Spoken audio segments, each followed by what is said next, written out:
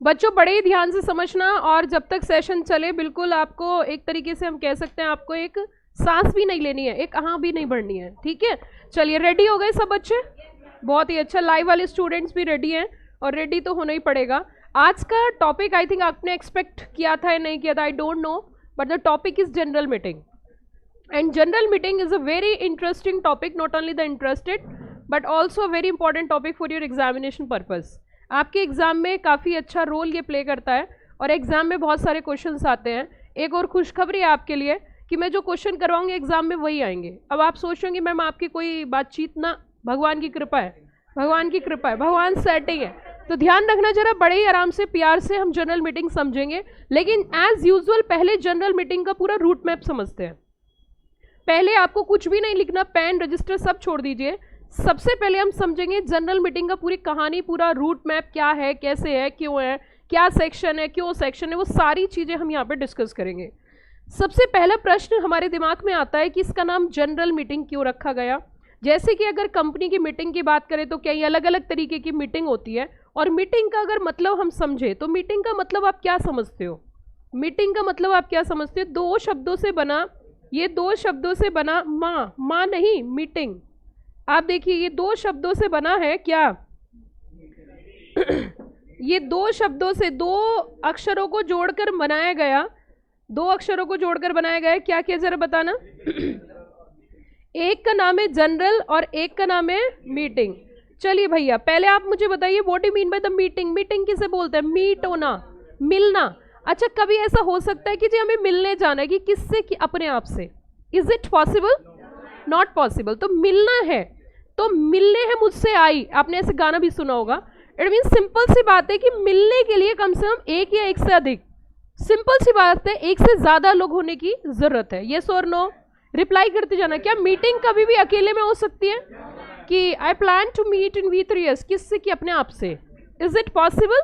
Not possible. तो it's very simple fundamental कि meeting का मतलब जो है, मीटिंग का जो मतलब है वो है भाई और बहनों, वो है कम से कम एक या एक से अधिक लोग, है ना। मीटिंग का यही मतलब है।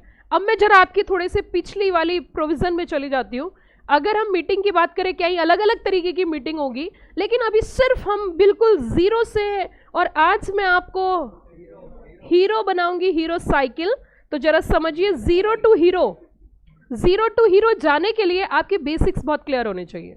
सो हमने कहा जी एक बात तो साफ हो गई है कि मीटिंग का मतलब कभी भी ये नहीं होता जी मैं अकेला हूँ, आज मुझे जाना है क्रॉस रिवर मॉल और वहाँ पे बैठ के मुझे मीटिंग करनी है, किसके साथ? अपने आप के साथ। Is it not possible?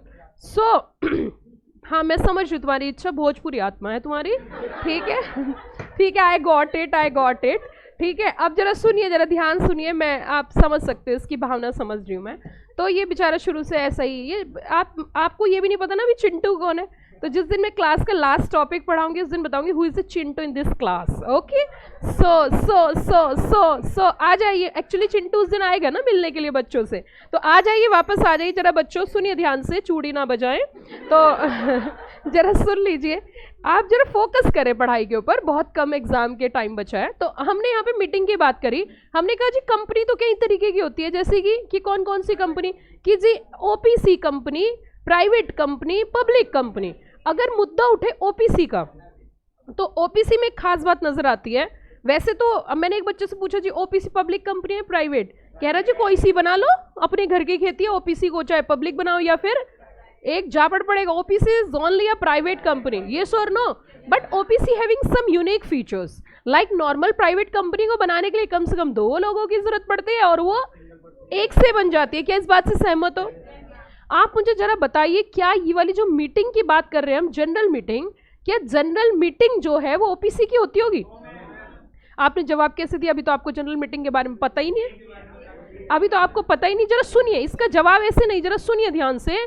Company के अंदर जो मीटिंग है वो कई प्रकार की होती है। एक मीटिंग होती है बोर्ड मीटिंग। क्या, कौन सी मीटिंग होती है? अब इसे बोर्ड मीटिंग क्यों बोलते हैं? क्योंकि वो बोर्ड ऑफ डायरेक्टर्स की होती है। किसकी होती है? तो बोर्ड ऑफ डायरेक्टर्स की जो मीटिंग होती है उसका हमने नाम दिया है कंपनी के अंदर कि बोर्ड मीटिंग है। अच्छा, उसी के साथ साथ एक होती है creditors meeting, debenture holders meeting, जब जब जरूरत होती है उसी के हिसाब से कंपनी वाइंडिंग अप में जा रही है तो कमेटी ऑफ क्रेडिटर्स बनाई जाती है, उनकी मीटिंग होती है ना। डिबेंचर होल्डर्स के राइट अफेक्ट हो रहे हैं तो आपको याद होगा ना कि डिबेंचर ट्रस्टी, याद है debenture trustee? Who is the debenture trustee? जो मनी की रक्षा करता है, मनी मतलब डिबेंचर होल्डर्स के पैसे की रक्षा करता है। जब उसे लगता है मेरे हाथ से बात क्या निकल गई, बाहर निकल गई, तो वो बुलाता है आओ जी आओ अपने पैसे संभालो, ये सुन नो। देन डिबेंचर होल्डर्स आते हैं और आके अपनी क्या करते हैं, मीटिंग। तो it means there are so many types of meeting, but here we are concerning about the word is used general meeting. Now जी सुनो जरा, पक्षपात सुनिए, कहानी सुनिए। हमने कहा, मैंने जिसने कंपनी लॉ बनाया, मैंने उनसे कहा जी तुम मुझे ये बताओ तुमने इसका नाम जनरल मीटिंग क्यों रखा, तुम इसका नाम क्रेडिटर्स मीटिंग रखते। अब ये मीटिंग किसकी होती है? ये होती है शेयर होल्डर्स की। किसकी होती है? किसकी होती है? या फिर हम बोल सकते हैं मेंबर्स, शेयर होल्डर्स, या क्या बोल सकते हैं, मेंबर्स।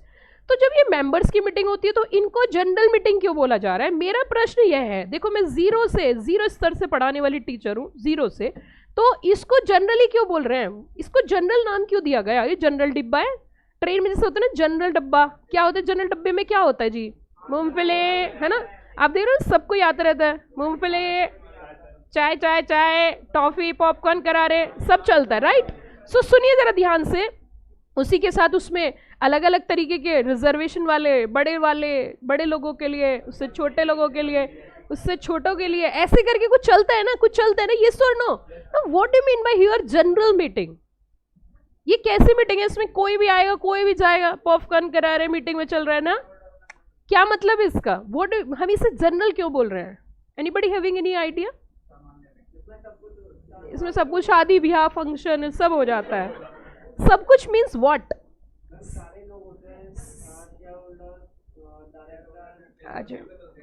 जनरल पीपल होते हैं, जैसे जनरल मैनेजर, है ना, सारे लोग होते हैं, मतलब मेल मेंबर्स होते हैं, फीमेल्स नहीं होती हैं, सारे मेंबर्स होते हैं, ओनली मेंबर्स आर अवेलेबल। भाई और बहनों जरा सुनिए जरा ध्यान से, इस मीटिंग के अंदर सभी लोग आते हैं, जैसे कि कंपनी के मेंबर्स, और मेंबर्स अगर नहीं हैं तो उनके लीगल रिप्रेजेंटेटिव्स। मेंबर्स दूसरी जगह बिजी है तो उसका प्रॉक्सी, उसी के साथ कंपनी सेक्रेटरी इन प्रैक्टिस को भी बुलाया जाता है सेक्रेटरी स्टैंडर्ड्स के तहत। बोलते जी आप भी जरूर आना, कि बिल्कुल आऊँगा। अच्छा, कभी कभी इस मीटिंग में कभी कभार जो है हाथ साफ भी हो जाता है। हाथ साफ किस के ऊपर हो जाता है? जो अवेलेबल होते हैं कंपनी के ऑथराइज पर्सन्स। तो कंपनी सेक्रेटरी, हमेशा आप ध्यान देना, जब भी कभी जनरल मीटिंग होगी, company secretary is a very smart person, उसे पता है स्थिति क्या बन सकती है। कभी कभी स्थिति जो है वो अनुकूल होती है, मतलब फेवर में होती है, और कभी कभी अगेंस्ट में होती है। तो मैं तो आप सभी को यही बोलना चाहूँगी कि जब भी आप किसी कंपनी की जनरल मीटिंग में जाओगे, जरूर आपके बिना पॉसिबल नहीं है, तो आप जब भी जाओ तो बिल्कुल कोने पे खड़े होना। कोने पे इन द सेंस ऐसी जगह खड़े होना जहाँ से एग्जिट लेना बड़ी आसानी हो, क्योंकि जनरल मीटिंग में कभी कभी जो है हाथ की सफाई मेंबर्स कर लेते हैं, अगर उनके इच्छा के हिसाब से कुछ काम नहीं होता। तो आप स्थिति ऐसी पोजीशन में खड़े हो ना, वैसे तो आप इस तरीके से बात कर रहे होंगे, लेकिन एक पैर रेडी स्टडी गो वाला होना चाहिए।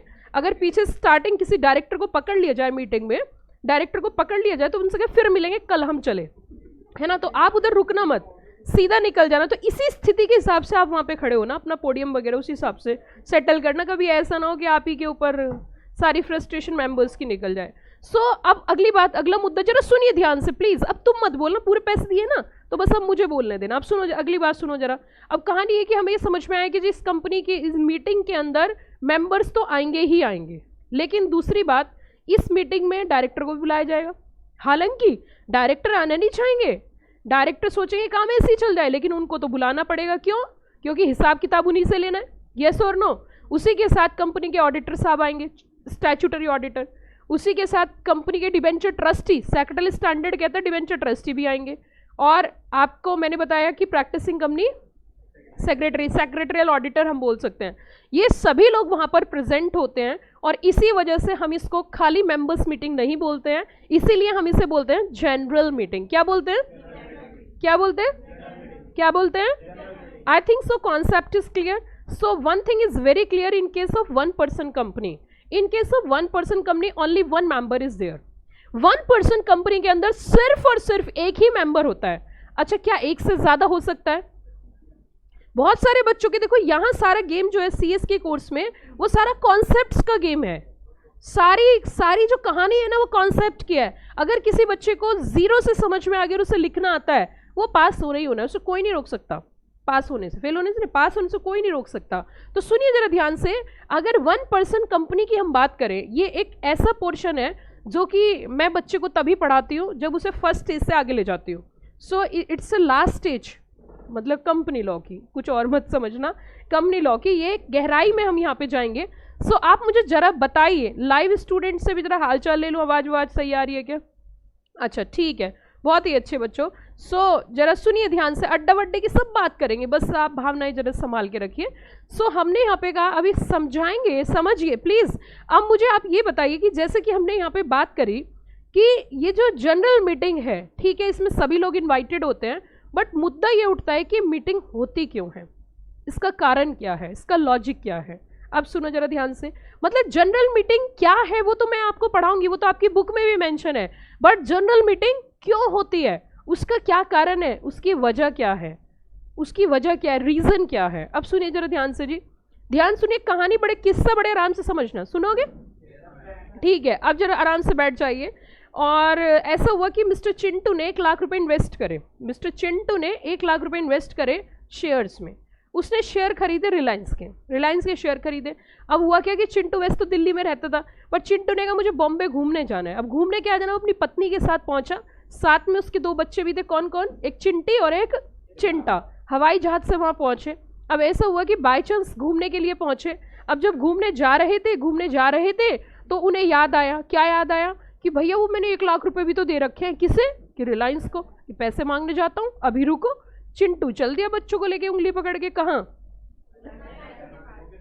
अंटिला के सामने खड़ा हो गया जी, अंटिला के सामने जाके खड़ा हो गया। बोलिए नीतम मानी को बाहर बुलाओ कि क्यों मेरे 1 लाख रुपए लेके बैठी है, मेरे 1 लाख रुपए लेके बैठी है, कि कैसे, कि 1 लाख रुपए मेरे उन्होंने ले रखे हैं और मुझे उनसे चाहिए हिसाब, मुझे उनसे क्या चाहिए, हिसाब चाहिए। आप मुझे एक बात बताइए, यहाँ पे जो ये मेंबर हैं वो हिसाब मांग रहे हैं कि 1 लाख रुपए मैंने उनको दिए थे, अब उन्होंने 1 लाख रुपए से कितना अर्न किया है, कितना बिजनेस बढ़ाया है, कि अंटिला तेरे पैसे से लिया है ना, तो इट मीन्स उस पैसे से उन्होंने कितना बिजनेस कर लिया, कितना व्यापार कर लिया, मुझे इस चीज की जानकारी दो, मुझे इसके बारे में बताओ। अब इस तरीके से, जिस प्रकार से आप जरा समझिए, इसकी बात की बारीकी जरा समझिए कि जिस तरीके से चिंटू है, ऐसे कितने हजार चिंटू रिलायंस कंपनी के मेंबर है, नहीं समझ में आई बात? जिस तरीके से चिंटू हैं, ऐसे चिंटू जैसे कितने हजारों चिंटू उस कंपनी के मेंबर्स हैं जिस उसको पैसा दे रखा शेयर होल्डर्स है। और अगर इस प्रकार से हर एक चिंटू हर रोज पैसे मांगने आएगा तो क्या रिलायंस कंपनी काम कर पाएगी? अब वो कभी तो कहते हैं ये बताओ कितना पैसा कमाया मुझे दिखाओ, कभी कहते हैं कि मेरे लिए क्या बचा है वो दिखाओ, कभी कहते हैं आपने क्या गवाया वो बताओ, कभी कहते हैं आपने क्या कमाया वो बताओ। इट मीन्स वो सारी जानकारी लेना चाहते हैं। अब इस तरीके के चिंटुओं को जवाब देने के लिए एक दिन तय किया गया। बोला चिंटू कि हाँ, कि चिंटू कि हाँ, कि जरा आप थोड़ा वेट करिए, सब्र का फल एकदम क्या होता है, मीठा होता है, इंतजार करिए और आपको एक दिन बुलाया जाएगा और आपको प्रॉपरली इनवाइट किया जाएगा और उसके बावजूद आप आना और अपने सभी प्रश्नों के जवाब वहां पर पूछना। कि किससे पूछूं, कि पैसा किसे दिया है, कि कंपनी को, कि कंपनी को तो पैसा दिया, but company is an artificial person. So company को डायरेक्शन देने के लिए जो पर्सन्स होते हैं वो होते हैं बोर्ड ऑफ डायरेक्टर्स। सो ये एक ऐसा दिन तय किया गया जिस दिन कंपनी के सभी मेंबर्स आएंगे और अपने मन में चलने वाले हर एक क्वेश्चंस का आंसर आप वहां पे पूछ सकते हो। अच्छा, उसी के साथ साथ आप ये बताइए, जीरो और हीरो दोनों यहाँ पे कनेक्टिविटी बनती है। कंपनी को जब भी पैसा दिया जाता है तो वो पैसा किसके पास जाता है? ऑब्वियस सी बात है, बोर्ड ऑफ डायरेक्टर्स के पास। नाम किसका होता है? कंपनी का, लेकिन पैसे को संभालता कौन है? Board of directors. अब वो जो बोर्ड ऑफ डायरेक्टर्स उस पैसे को संभाल रहा है, जो कि हमने सेक्शन, देखो कितने अच्छे जवाब आ रहे हैं, सेक्शन 2 क्लॉज 10 के अंदर, सेक्शन 2 क्लॉज 10 के अंदर, मतलब काम हो गया टन, टना, टन। Section 2 is a common section for all the definitions. जितनी भी डेफिनेशन कंपनी लॉ के अंदर सेक्शन नंबर 2 में है। तो 10 के अंदर बोर्ड ऑफ डायरेक्टर डिफाइंड, जिसके अंदर डायरेक्टर्स होते हैं, तो काम क्या हो जाता है? टन, टना, टन। अच्छा बताओ, पैसा किसको दिया जाता है? कंपनी के बोर्ड ऑफ डायरेक्टर्स को। अब मुझे एक बात बताइए, कंपनी के बोर्ड ऑफ डायरेक्टर को जो पैसा दिया जा रहा है तो उस पैसे का हिसाब भी किससे लिया जाएगा? बताइए किससे लिया जाएगा? तो डायरेक्टर्स को तो बुलाया ही जाएगा। लेकिन आप मुझे एक बात बताइए, क्या डायरेक्टर्स के मुंह पे लिखा हुआ है कि डायरेक्टर्स ईमानदार हैं? बताइए ना। अगर आज आपकी जेब में, सपोज हम मानते हैं आज हमने, आपका क्या नाम है? भाग्यश्री, अच्छा दिव्या, ठीक, अरे मतलब इसी तरीके से कुछ नाम था, ठीक है। दिव्या को हमने 1 करोड़ रुपए दे दिए, दिव्या ने कंपनी के शेयर हमें दिए और हमने दिव्या को 1 करोड़ रुपए दे दिए। अब अगली स्थिति सुनिए, दिव्या जो है, अब हम दिव्या से कांटेक्ट करना चाहते हैं, परंतु दिव्या अवेलेबल नहीं है। क्यों? क्योंकि दिव्या तो चली कहाँ चली? डिस्को नहीं, अब्रॉड गई है कटिंग कराने, अब्रॉड गई है कटिंग कराने। अब तो कटिंग इनकी लक्ष्मी नगर में क्या, कहीं दिल्ली में पॉसिबल ही नहीं है, तो ये अब्रॉड कैलिफोर्निया गई हैं कटिंग कराने के लिए। आप सुनिए जरा, ये आज कैलिफोर्निया कटिंग कराने क्यों गई हैं? क्योंकि भैया आप जानते ही हो, बाप बड़ा है भैया, राम राम जपना, ये तो लेके चली। अब आप मुझे बताइए, इस तरीके की दिव्या कितनी सारी होंगी इंडिया के अंदर, जिनका जेब में किसी का दूसरे का पैसा आने के बाद तो फिर समझ लीजिए अगर एक बार पैसा आ गया, बेटा मैम को दे दो, एक बार अगर पैसा आ गया तो फिर उसके बाद तो आप भूल ही जाइए कि कोई पैसा रिटर्न भी करेगा। ये और नो, नॉट पॉसिबल ना।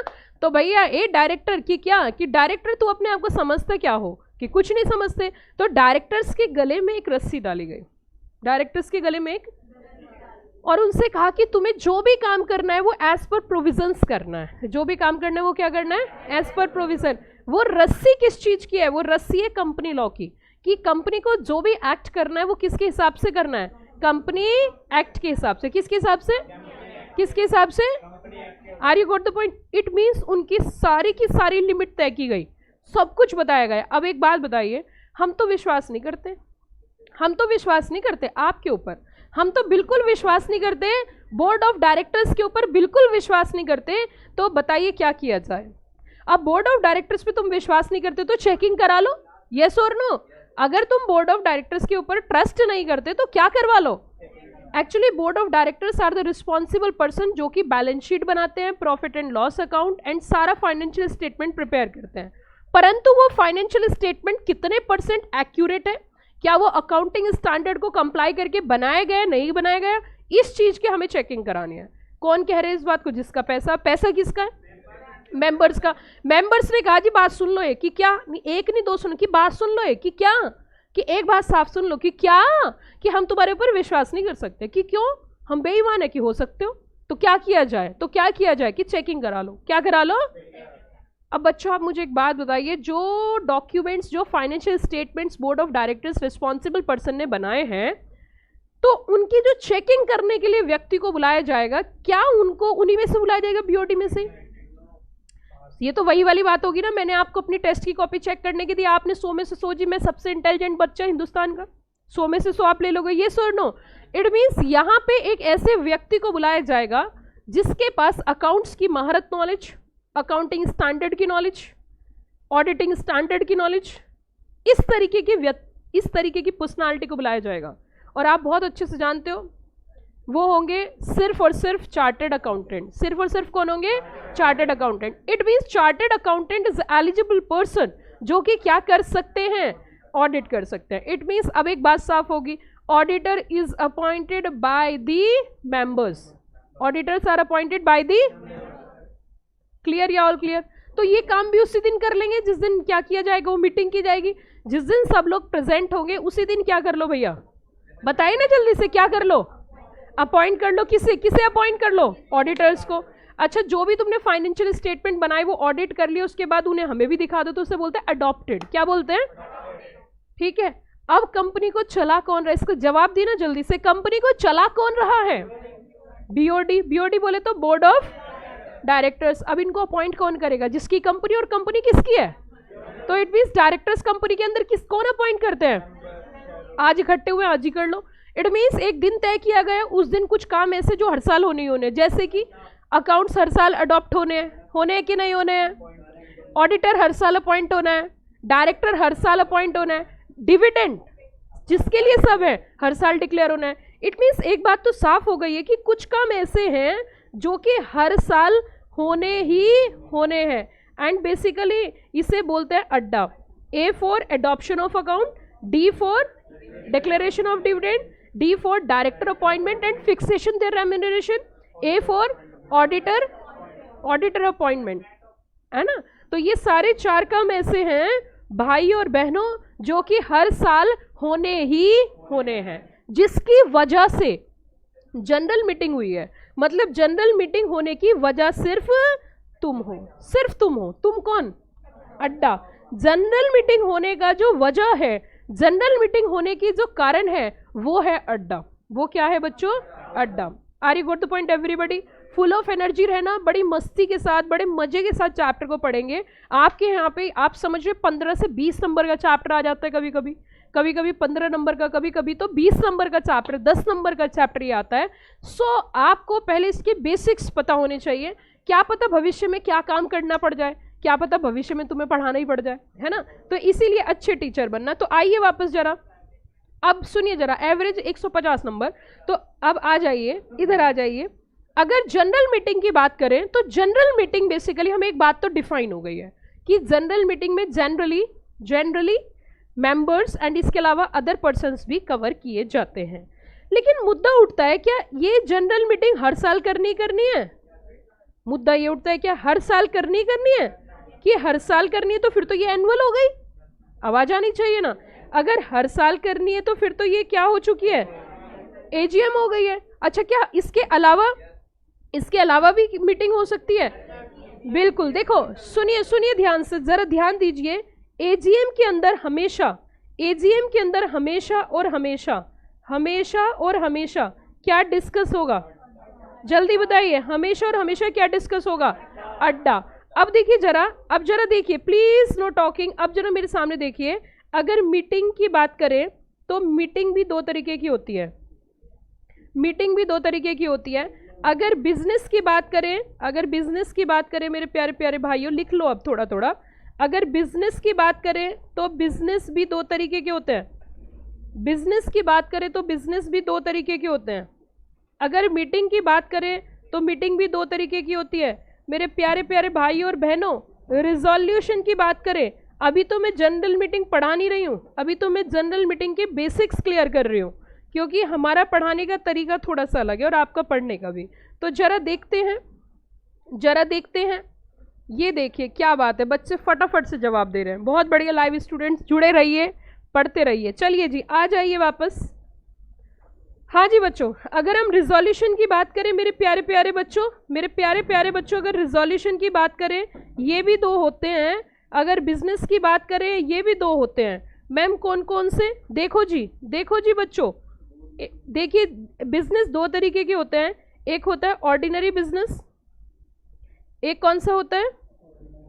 Ordinary business. और एक होता है मेरे प्यारे प्यारे बच्चों स्पेशल बिजनेस। है मैम? हाँ सच्ची, अरे बुच्ची, ये देखिए 2 तरीके के बिजनेस होते हैं। One is a ordinary business and second one is a special business. है मैम? हाँ सच्ची में 2 तरीके के बिजनेस होते हैं। One is a ordinary business and second one is a special business. Okay ma'am, okay, one is a ordinary and second one is a special business. Ma'am जी ये बताइए ना आप, ऑर्डिनरी बिजनेस मैम कौन से वाले होंगे? अड्डा। ऑर्डिनरी बिजनेस मैम कौन से वाले होंगे? अड्डा। जो भी अड्डा है वो सारे क्या हैं? ऑर्डिनरी बिजनेस है। जो भी अड्डा है वो सारे क्या है मेरे प्यारे प्यारे बच्चों?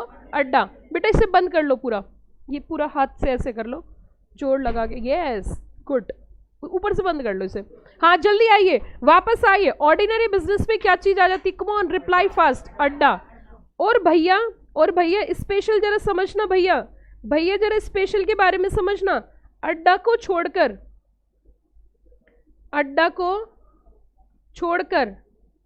मैम हम हिंदी नहीं पढ़ सकते। एक्सेप्ट अड्डा all business are special business. Except अड्डा all business are special business. Crux में बोल सकते हैं, एक्सेप्ट अड्डा all business are special business है। हाँ सच्ची, ऑल बिजनेस, अड्डा को छोड़कर हर एक बिजनेस किस में आ जाता है? Special business. अड्डा मैम रिपीट करोगे मैम? बिल्कुल। A for adoption of accounts, D for declaration of dividend, D for director appointment, A for auditor appointment. अच्छा जी, हाँ जी, चलिए जी, हो गया बच्चों यहाँ तक। तो हमें एक बात तो साफ हो गई कि बिजनेस कितने तरीके के होते हैं, दो। One is a ordinary, second one is a special business. Ordinary business is equals to अड्डा and special business is equals to except अड्डा। All businesses are special business. Are you got the point everybody, भाई और बहनों? चलिए अब थोड़ा सा आगे चलते हैं। मैम जी, मैम जी, मैम जी, रिजोल्यूशन कितने तरीके के होते हैं? मैंने कहा बेटा 3 बार, बेटा 4 बार, 4 बार, 4 बार, और अब की बार फिर से। हाँ जी, अब की बार फिर से, अब की बार फिर से आपका रिजोल्यूशन के ऊपर एग्जाम में क्वेश्चन आएगा। ये बच्चे तो थोड़े राजनीतिक हो गए हैं, तो देखिए जरा, हमें तो राजनीति से कोई मतलब ही नहीं, क्योंकि हम तो वोट ही नहीं डालते। अच्छा जी, रिजोल्यूशन 2 तरीके के होते हैं। एक होता है बच्चों ऑर्डिनरी, एक होता है मेरे प्यारे प्यारे बच्चों ऑर्डिनरी, और दूसरा होता है स्पेशल बिजनेस। अच्छा ma'am, oh sorry, resolution one is a ordinary and second one is a special resolution. एक ऑर्डिनरी रिजोल्यूशन और दूसरा कौन सा है, स्पेशल रिजोल्यूशन है मैम? हाँ सच में 2 तरीके के।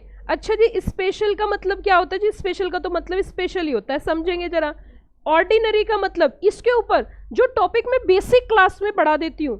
देखिए जी, आप कितने भाग्यशाली हैं, आप कितने भाग्यशाली हैं कि आप एक ऐसी फैकल्टी से पढ़ रहे हो जो शुरुआती दौर में ये एग्जाम इनमें क्वेश्चंस बता देती है। हो सकता है आपके एग्जाम में क्वेश्चन आ जाए, अभी मैंने पढ़ाया नहीं है, अभी तो मैं पढ़ाऊंगी। This is a basic class actually. Resolution 2 तरीके के होते हैं। 100 बच्चे अगर पेपर देते हैं तो 100 में से 90 बच्चे गलत करते हैं, और ये ईमानदारी से मैं आपको बता रही हूँ कि 100 में से 90 बच्चे इस पॉइंट को गलत करते हैं। जरा देखिए, मैं आपको एक टेक्निक सिखाती हूँ। टेक्निक क्या है कि मैम पहले ये बताओ ऑर्डिनरी रिजोल्यूशन क्या होते हैं और स्पेशल रिजोल्यूशन क्या होते हैं। तो देखिए, जनरली नियम बता रही हूँ, जनरल रूल, ये जो कंपनी सेक्रेटरी बन जाओ ध्यान रखना, जनरली मैंने शब्द अलग तरीके से यूज किया, लॉ में थोड़ा सा अलग तरीके से यूज किया जाता है। जनरली देखो, अड्डा जो है, अड्डा के लिए हमेशा और हमेशा कौन सा रिजोल्यूशन चाहिए, ऑर्डिनरी। कौन सा रिजोल्यूशन चाहिए, ordinary.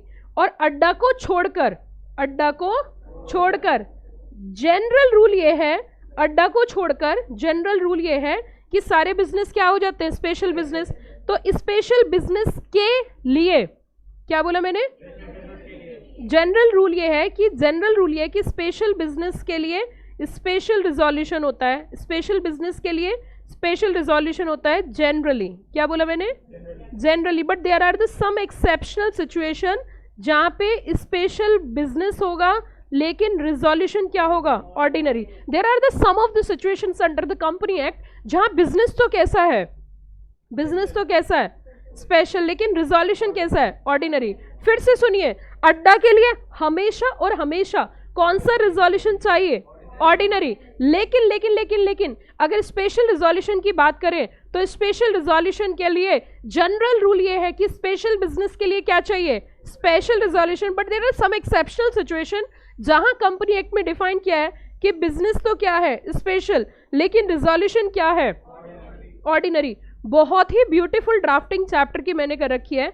No need to write down a single point, this is a basic class actually. ये देखिए, सेक्रेटरी स्टैंडर्ड से लेके सब कुछ, और सबसे काम की बात जो आपको कमाल की चीजें दिखेंगी, पूरा का पूरा bare act. No need to purchase a bare act from the market, सारा बेयर एक्ट इसी बुक के अंदर मेंशन है, जहां आपकी सीक्वेंशियली पढ़ाई होगी। और उसी के साथ सिर्फ बेयर एक्ट नहीं भाई और बहनों, एग्जाम के क्वेश्चंस भी इसके अंदर आपको नजर आएंगे कि जो हम एग्जाम के क्वेश्चंस करेंगे। और एक और चीज समझिए, ICSI हमारी जो अपनी इंस्टीट्यूट है, institute of company secretaries of India, उसने जो कंटेंट दिया है वो तो है ही, उसके अलावा एक्स्ट्रा चीजें मैंने ऐड कर रखी हैं, इससे बाहर पेपर नहीं आएगा। समझ में आ गई बात? बस बेसिक समझ लीजिए, बेसिक समझ लीजिए थोड़ा सा, और बेसिक अगर समझ लोगे तो चैप्टर को पढ़ने में बहुत ही मजा आने वाला है।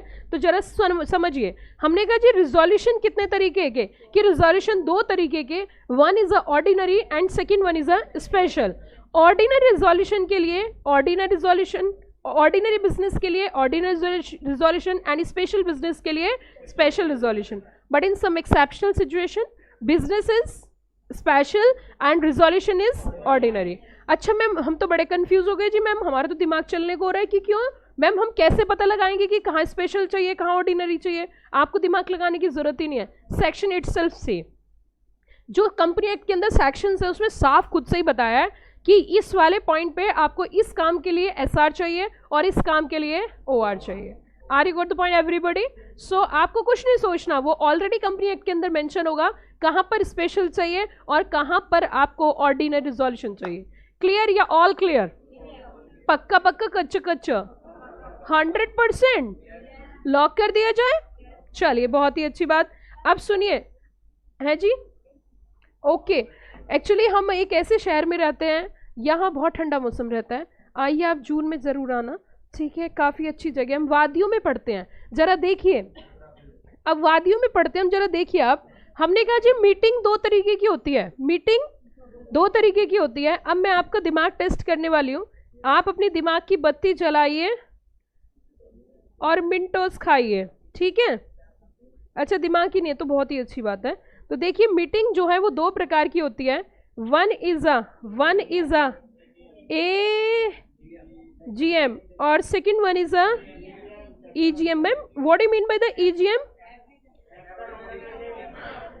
EGM का नाम है एक्स्ट्रा ऑर्डिनरी जनरल मीटिंग। ध्यान दीजिए फिर बात पे, extraordinary general meeting. Ma'am जी आप ये बताइए मैम जी EGM कब होती है और क्यों होती है? अच्छा सुनो जरा ध्यान से, प्यार से सुनिए, प्यार से सुनिए बच्चों। जितने भी अड्डा है, अड्डा कहाँ पर डिस्कस होगा? AGM में। और अड्डा को छोड़कर अगर कोई भी बिजनेस हमें करना है तो AGM में भी कर सकते हैं, लेकिन अगर AGM हो चुकी है, मैम साल में एक ही बार होती है AGM, ए भैया नाम ही उसका क्या है। इसके अलावा अगर आपको एक्स्ट्रा मेंबर्स को बुलाना है, क्योंकि देखिए जरा लॉजिक समझिए, कंपनी के अंदर power is divided into 2 parts, one is the company's board of directors and second one is the members. There are some of the cases जहां पे आपको मेंबर्स से परमिशन लेनी है। अब मेंबर्स को तो चलो चलो चलो, मेंबर्स को क्या बोला जाएगा? चलो बुलावा आया है और कंपनी ने बुलाया है। Are you good the point everybody? अच्छा मैम ठीक है मैम, अब सुनिए जरा, अब मान के चलो बुलावा अगर AGM में आए तो ठीक है तभी कर लेंगे, और अगर AGM हो चुकी है और फिर कुछ करना है, मैम जैसे कि कुछ बता सकते हो आप? बिल्कुल बता सकती हूँ। मान के चलिए कंपनी जो है अपना नाम बदलना चाहती है, कंपनी नई कैपिटल क्रिएट करना चाहती है, इंक्रीज करना चाहती है, तो चलो बुलावा आया है और कंपनी ने बुलाया है, ठीक है जी।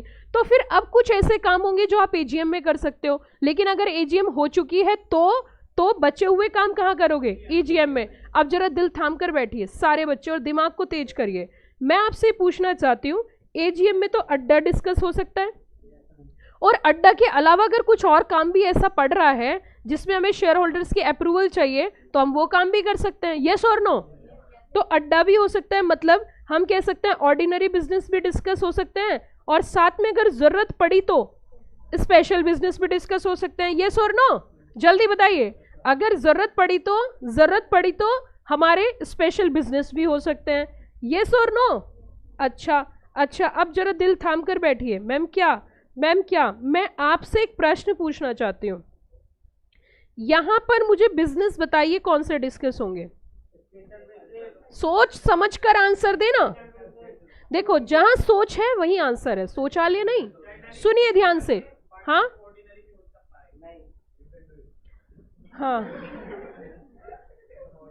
घर का बिजनेस है, कर कुछ भी।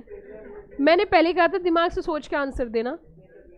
यहाँ पे EGM, आप बालिके बताइए EGM में कौन सा बिजनेस डिस्कस होगा? प्लीज यार बोलो मत। देखो आज जो बोलेगा ना, जो बच्चा बीच में क्लास के बोलेगा वो पूरी क्लास को पिज्जा खिलाएगा, पूरी क्लास को, भरी क्लास को पिज्जा खिलाएगा, ठीक है? जो भी बोलेगा पिज्जा पार्टी चलेगी क्लास के आखिरी दिन, जिस दिन आखिरी दिन होगा उस दिन पिज्जा पार्टी चलेगी, हैं? मैं तो मेरी तरफ से तो आप कभी भी ले लो, हाँ जी, क्राउड फंडिंग करवा लो, ठीक है? हाँ जी पक्का? ऑर्डर बिजनेस नहीं हो सकता ना? अपने दिल की बात बता दो, दिल में क्या है आपके? नहीं होगा पक्का? भाई साहब दिल से ना बोल देना चाहिए जो मन में है। आप बताइए EGM में कौन से बिजनेस डिस्कस होंगे? EGM में कौन से बिजनेस डिस्कस होंगे? जल्दी जल्दी बताओ। स्पेशल बिजनेस, हाँ ऑर्डिनरी नहीं हो सकते? अच्छा ऑर्डिनरी वाले कौन से, जरा हाथ उठाना। वर वचिंटू मौज कर दी। हाँ और कोई, और कोई? ओनली स्पेशल बिजनेस और ऑर्डिनरी। मैम देखो हम ना इधर है ना इधर है, हम बीच में हैं। यस, हाउ मेनी स्टूडेंट्स है ऑर्डिनरी बिजनेस? ईजीएम में कौन से बिजनेस डिस्कस होंगे, ऑर्डिनरी या स्पेशल? जल्दी जल्दी जवाब दो, ऑर्डिनरी या स्पेशल? ये दोनों?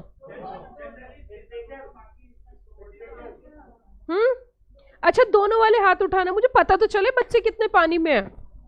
हाँ जी दोनों हो सकते हैं, ये दोनों वाले, क्या बात है, बहुत बढ़िया, दोनों वालों ने हाथ उठा लिया। अच्छा स्पेशल वाले हाथ उठाना जरा, जो कहते हैं, हाथ सही से उठाएं, ऐसे ना करें, ऐसे करें। सिर्फ स्पेशल बिजनेस वाले हाथ उठाइए। अच्छा अब देखिए, जो बच्चों ने कहा था दोनों, अपने हाथ से एक मुंह पे थप्पड़ मारो, चलो जल्दी जल्दी थप्पड़ मारिए। भाई और बहनों यहाँ सिर्फ स्पेशल बिजनेस होंगे, यहाँ सिर्फ क्या होंगे, स्पेशल बिजनेस होंगे। क्या होंगे? सिर्फ स्पेशल बिजनेस होंगे। और क्लास में मैं क्वेश्चन पूछूंगी, क्लास में क्वेश्चन पूछूंगी, और जो बच्चा सही जवाब देगा ना उसको बहुत सारे गिफ्ट मिलेंगे। चॉकलेट तो कभी आ ही नहीं पाती, उसे पिज्जा मिलेगा उसी दिन। हाँ 10th को एक साथ पिज्जा ला के रख लेती हूँ, स्टोर कर देती हूँ, 10 को दे दूंगी। हाँ ठीक है, हाँ ठीक है, सुनिए जरा ध्यान से प्लीज, नो टॉकिंग। हाँ जी बच्चों, हाँ जी 10 तारीख को कुछ बच्चे तो खाली पेट आएंगे सुबह से शाम तक, कि पता है पिज्जा तो मिलना ही मिलना है। हाँ 10 तारीख तुम्हारी शादी पक्की हो गई है ना, चलिए आ जाइए वापस। हाँ जी अब मुझे अगला क्वेश्चन, देखो समय उतना है नहीं, मैं नहीं चाहती मैं आपको 7 बजे तक यहीं रखूँ, तो मैं चाहती हूँ आपको टाइम से फ्री कर दूँ। आ जाओ वापस, आ जाओ, आ जाओ वापस। अब मेरा दूसरा क्वेश्चन है, और जो सही जवाब देगा, लाइव वाले बच्चे अगर सही जवाब देंगे तो उन्हें ऑनलाइन चॉकलेट मिलेगी। भेज देंगे हम चॉकलेट ऑनलाइन, व्हाट्सएप पे मैं भेज दूंगी आपको, ठीक है। अब सुनिए जरा, ध्यान से सुनिए जरा। हाँ जी जल्दी बताइए फटाफट से, यहां पर ईजीएम में रिजोल्यूशन, जिससे पूछो जवाब वही देगा, जिससे मैं पूछूंगी जवाब वही देगा। मैं भी देखना चाहती हूँ आप कितने पानी में हो, तो आप मुझे आप ही बताइए भाई साहब। आप पीछे वाले बिल्कुल लास्ट कॉर्नर वाले बच्चा जो है, उसे घूर के ना देखिए, वो इंसान है। हाँ जी आप मुझे बताइए, योर नेम इज हर्षित ना, हर्षित चौहान। चौहान साहब आप ये बताइए प्लीज, नो टॉकिंग। चौहान साहब आप ये बताइए कि ईजीएम के अंदर जो है वो रिजोल्यूशन ऑर्डिनरी होगा या स्पेशल होगा? अच्छा बहुत बढ़िया, चौहान साहब के लिए ताली बजाओ, बहुत बढ़िया। अच्छा अब हम थोड़ा हरियाणा की तरफ बढ़ जाते हैं। आप जो हरियाणा से बच्चे हैं, अरे भाई साहब मैं दीदी की बात कर रही हूँ। हाँ आप बताइए बेटा, बेटा आप ही बताओ, आप ही जवाब दो ये। हाँ हाँ आप बताइए, ईजीएम में बिजनेस कौन से वाले सॉरी रिजोल्यूशन कौन सा पास होगा, ordinary special? Special resolution only and only, या फिर दोनों, या फिर दोनों, या फिर दोनों? एक मिनट यस आप विराट कोहली प्लीज, हाँ बताइए। नहीं आप मुझे बस ये बता दो, रिजोल्यूशन दोनों या एक? हाँ दोनों। आप हाँ पीछे, यस पीछे वाले। अच्छा दोनों वाले हाथ उठा दो जरा। बेटा आप मुझे एक बात बताइए, देखना जरा, ये देखना जरा, स्पेशल बिजनेस के लिए special resolution generally, but in some exceptional situation special business के लिए ओआर भी हो सकता है। तो अगर ये वाली स्थिति ईजीएम में डिस्कस हुई तो ओआर पास नहीं करोगे। सो हम कह सकते हैं ईजीएम में कौन कौन से रिजोल्यूशन पास हो सकते हैं? दो आर, ओबी और एसआरबी। ओआर भी पास हो सकता है और एसआर भी पास हो सकता है, ठीक है। चलो जी चलो चलो चलो, बहुत ही अच्छी बात, बहुत ही अच्छी बात। अब देखिए जरा, अब सेक्शंस देख लेते हैं। आप अब देखिए, अब थोड़ी थोड़ी हम क्लास में आगे बढ़ेंगे, धीरे धीरे हम क्लास में आगे बढ़ेंगे और हम थोड़ी सेक्शंस की बात करते हैं। और हमारा पहला सेक्शन है 96।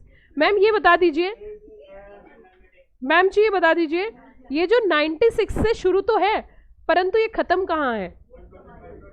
ये सेक्शन 96 से लेके सेक्शन नंबर 122 पे लास्ट सेक्शन है। 122 कहाँ पे जाके खत्म है? 122 is the last section of general meeting and you know very well 123 किसका सेक्शन है? 1 2 3 डिविडेंड मिलेगा फ्री, डिविडेंड का है, याद है ना। 123 से लेके 127 तक एंड 128 से लेके 138 किसका है, अकाउंट्स, और 139 से लेके आगे फिर किसके सेक्शन है, ऑडिटर नहीं पढ़ा अभी आपने, ऑडिटर के सेक्शंस हैं, ठीक है। सुनिए जरा ध्यान से बच्चों, आ जाइए वापस। अब हम चलेंगे धीरे धीरे हम चैप्टर में चलेंगे। सेक्शन नंबर 96, सेक्शन नंबर 96 जरा देखिए, सेक्शन 96 क्या कहता है। सेक्शन 96 की कहानी सुन लो, सिर्फ कहानी सुनो, अभी चैप्टर को बहुत डिटेल में पढ़ेंगे, एक एक पॉइंट क्लियर करेंगे, लेकिन स्टेप बाय स्टेप। मैं चाहती हूँ आपका एक फ्रेमवर्क तैयार हो जाए पूरा चैप्टर का, और फिर आप जब चैप्टर का रूट में पढ़ लोगे तो आपको चैप्टर बहुत क्या लगेगा, आसान लगेगा। तो सुनिए जरा ध्यान से, जो फेस टू फेस क्लास में नहीं आ रहे भूल जाएं कि उनके पास होने के चांस है, या फिर लाइव में नहीं पढ़ रहे, पढ़ना बहुत जरूरी है, पोर्शन बहुत इंपॉर्टेंट है। तो सुनिए जरा ध्यान से, सेक्शन 96 एजीएम का है। अब एजीएम जो है, मान के चलो एजीएम तो हमें समझ में आ गई क्या होती है, क्या होती है एजीएम, एनुअल जनरल मीटिंग। अब एक स्थिति समझिए, आप जरा एक स्थिति समझिए और उसके बाद सेक्शन समझेंगे। स्थिति ये है कि भैया जो चिंटू है उसने शेयर ले रखे थे एक्स प्राइवेट लिमिटेड के, या हम कह सकते हैं एक्स लिमिटेड के, पब्लिक कंपनी के। अब चिंटू ने शेयर्स ले रखे थे, पहली बार जिंदगी में शेयर लिए। किस्सा सुनिए ध्यान से, चिंटू ने पहली बार कंपनी के क्या लिए, शेयर्स लिए। अब जब कंपनी के शेयर्स लिए तो एक साल में एक बार क्या होती है, एजीएम होती है।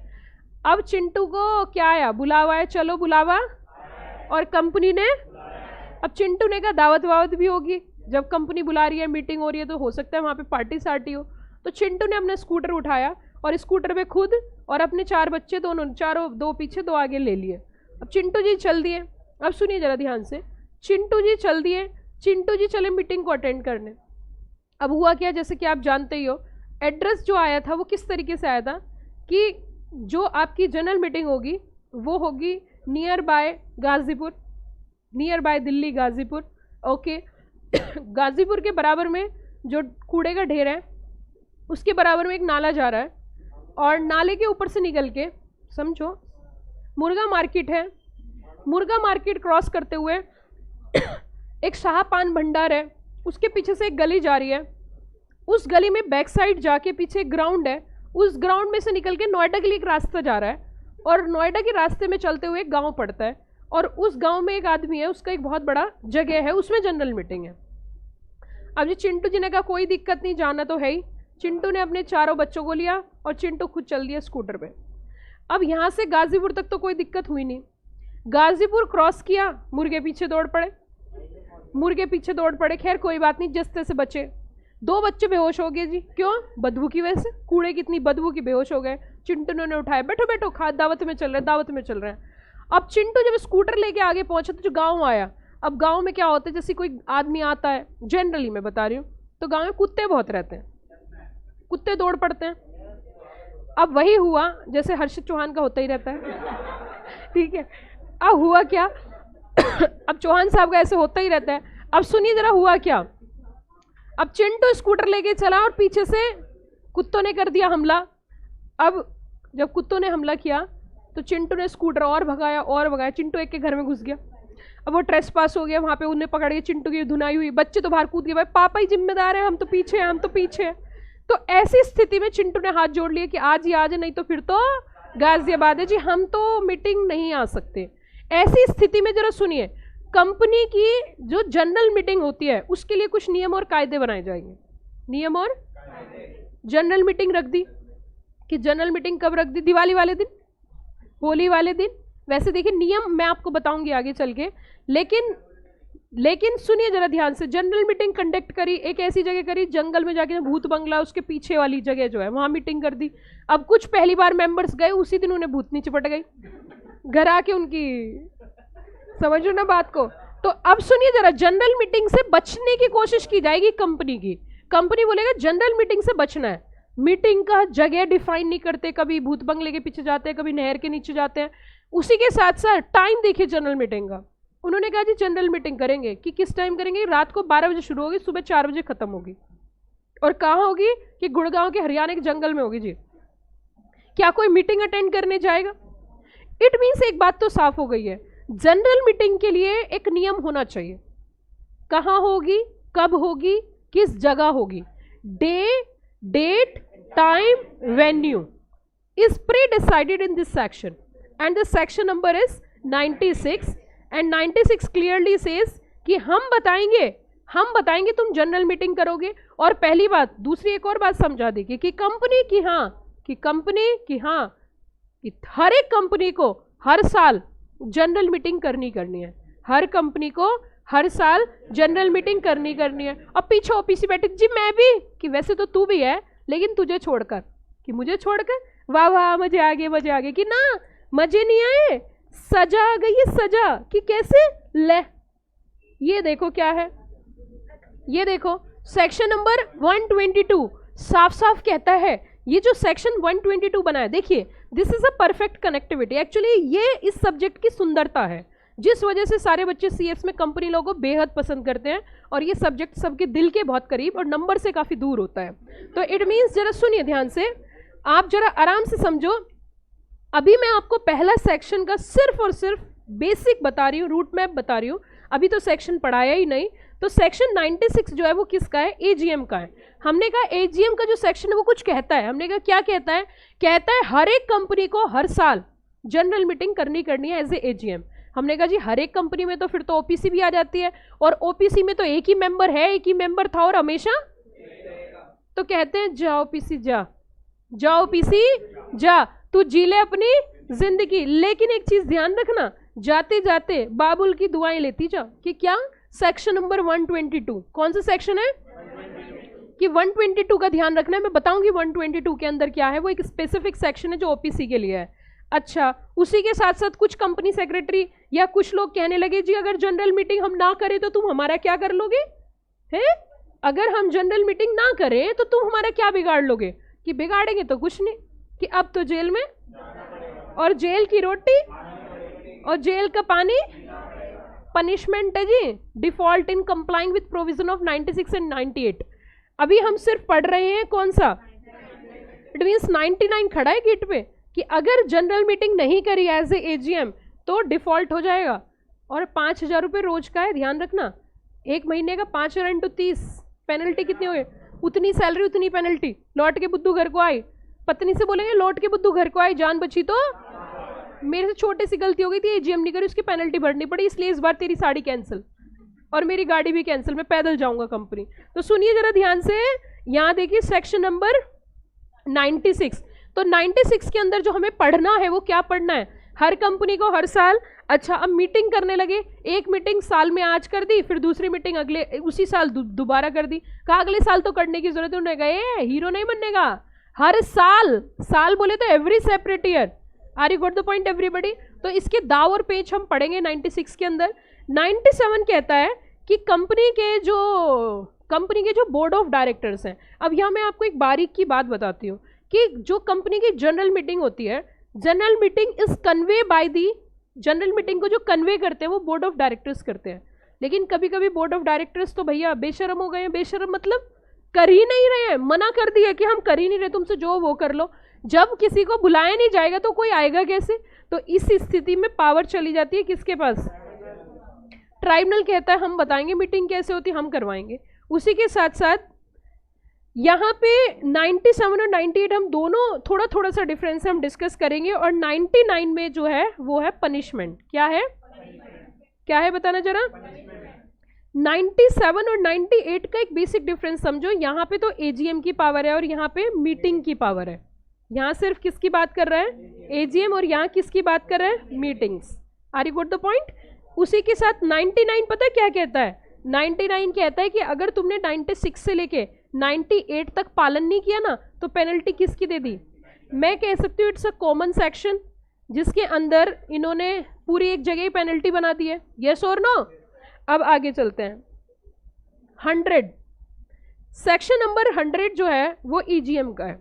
सेक्शन 100 किसका है, ईजीएम का है। अच्छा, ईजीएम का मतलब क्या है, extra ordinary general meeting. Extra ordinary company चला कौन रहा है, सोच के बताओ।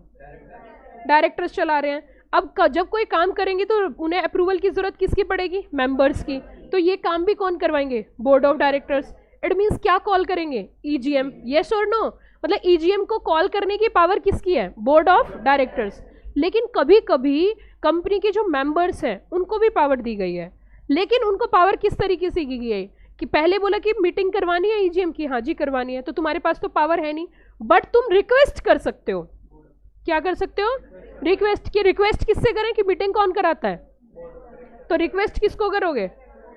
और अगर बोर्ड ऑफ डायरेक्टर्स ने मीटिंग नहीं करवाई, अगर बोर्ड ऑफ डायरेक्टर्स ने मीटिंग नहीं कराई तो पावर वापस तुम्हारे पास आएगी, मीटिंग तुम कराओ, और जो भी खर्चा आएगा वो उन्हीं की पॉकेट से क्या कर लिया जाएगा, डिडक्ट कर लिया।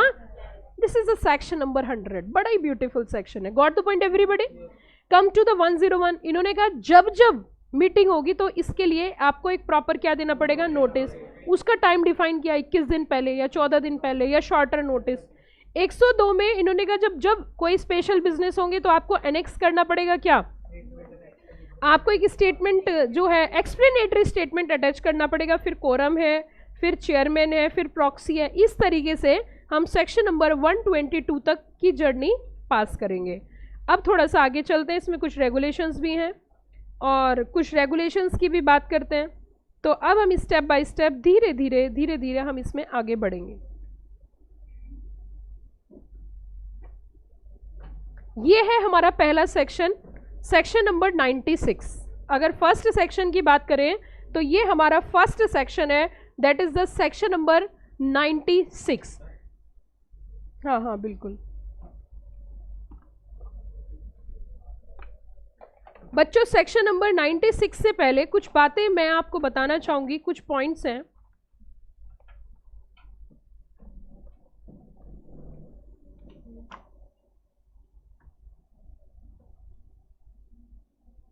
ये देखिए, ये कुछ बातें हैं जो हमें समझना थोड़ा सा ज़रूरी है कि क्या क्या सेक्शन 96 से भी पहले जानना ज़रूरी है। इन्होंने कहा सिर्फ मीटिंग होना ज़रूरी नहीं है, इन्होंने कहा सिर्फ मीटिंग होना ज़रूरी नहीं है, मीटिंग वैलिड होना भी ज़रूरी है। सिर्फ मीटिंग होना ज़रूरी नहीं है, मीटिंग का वैलिड होना भी ज़रूरी है। हमने कहा मीटिंग वैलिड कब होगी, कि मीटिंग वैलिड कब होगी, ये नहीं कि सिर्फ मीटिंग हो गई, नहीं, मीटिंग हुई है और उसी के साथ साथ मीटिंग का वैलिड होना भी बहुत ज़्यादा ज़रूरी है। What I mean by the valid meeting, कि किसे बोलेंगे वैलिड मीटिंग, कि वैलिड मीटिंग के लिए प्रॉपरली कन्वेड होनी चाहिए। क्या होनी चाहिए? कि प्रॉपरली कन्वे, मतलब कन्वे कौन करेगा? देखो आपने सुना बिन बुलाए मेहमान, समझे, तो कन्वे कोई तो करेगा ना। अब कंपनी कौन चला रहा है? बोर्ड ऑफ डायरेक्टर्स, तो बोर्ड ऑफ डायरेक्टर्स के द्वारा कन्वे होना चाहिए। अब मैं आपको जीरो बेसिक में लेके जाना चाहती हूँ, आप जरा सुनो ध्यान से। आपने ध्यान अगर कभी दिया हो कंपनी लॉ पढ़ते हुए, तो कंपनी लॉ जब भी पढ़ते हैं हमें एसआर पास करना होता है, तो उसमें कहते हैं कि conduct a board meeting, board meeting में board resolution and authorise a person to issue notice. याद आया? तो वो यही होता है कि प्रॉपरली कन्वे, एंड उसी के साथ meeting must be called by proper authority. Authority proper होनी चाहिए, अथॉरिटी मतलब बोर्ड ऑफ डायरेक्टर्स। उसी के साथ आपको क्या देना है? Proper notice. आपकी प्रॉपर कॉन्स्टिट्यूशन होना चाहिए, प्रॉपर क्या प्रेजेंट होनी चाहिए? कोरम, प्रॉपर क्या होना चाहिए? चेयरमैन, और प्रॉपर कंडक्ट होनी चाहिए। अगर ये सारी चीज़ें और उसकी होने के बाद वैलिडली ट्रांजैक्ट, बिजनेस भी वैलिड होने चाहिए। बिजनेस का मतलब समझ गए क्या? जरा बताओ, बिजनेस का मतलब या तो ऑर्डिनरी बिजनेस या फिर स्पेशल बिजनेस। तो ऑर्डिनरी बिजनेस या फिर स्पेशल। कंडक्टेड का मतलब क्या है? रिजोल्यूशन। रिजोल्यूशन कौन सा है? ऑर्डिनरी रिजोल्यूशन या फिर स्पेशल रिजोल्यूशन।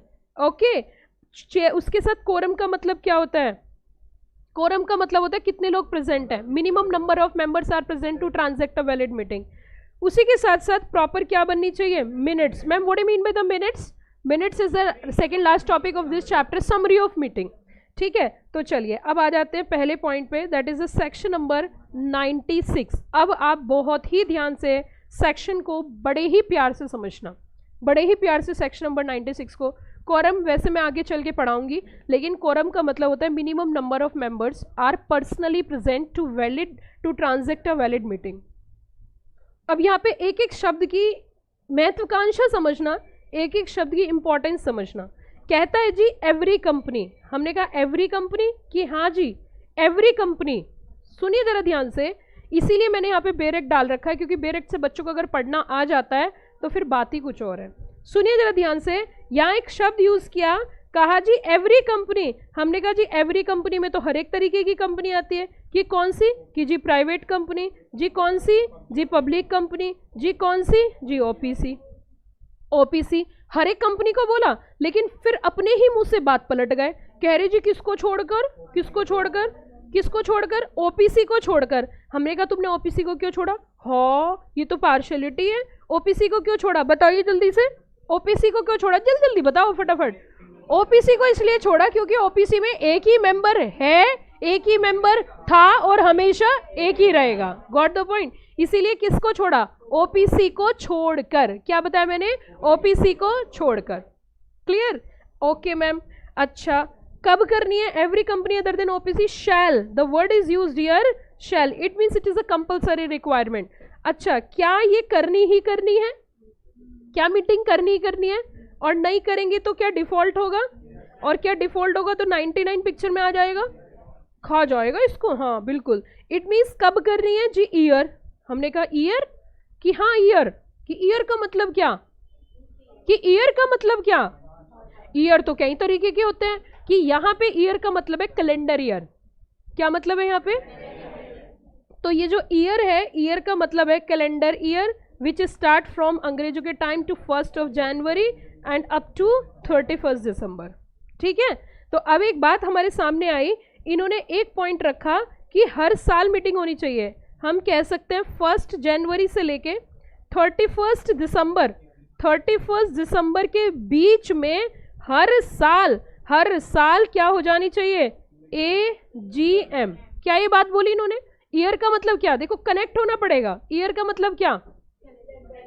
पढ़ना यहाँ पे है, और ये काम ऐसा है जो आपको हमेशा करना है एज ए कंपनी सेक्रेटरी। अगर भगवान की दया से आप बन गए तो, मतलब बनेंगे तो, हाँ बनेंगे तो है ही, और बेसी बात है, यहाँ सीए बनने थोड़ी आया, सीएस बनने आया। तो सुनो जरा ध्यान से, अगर प्रभु की कृपा दृष्टि रही और आप बच्चे सब सीएस बने, तो तुम्हारी जो जॉब लगेगी या तुम जिस भी कंपनी में काम करोगे, ये काम हर एक कंपनी में होता है।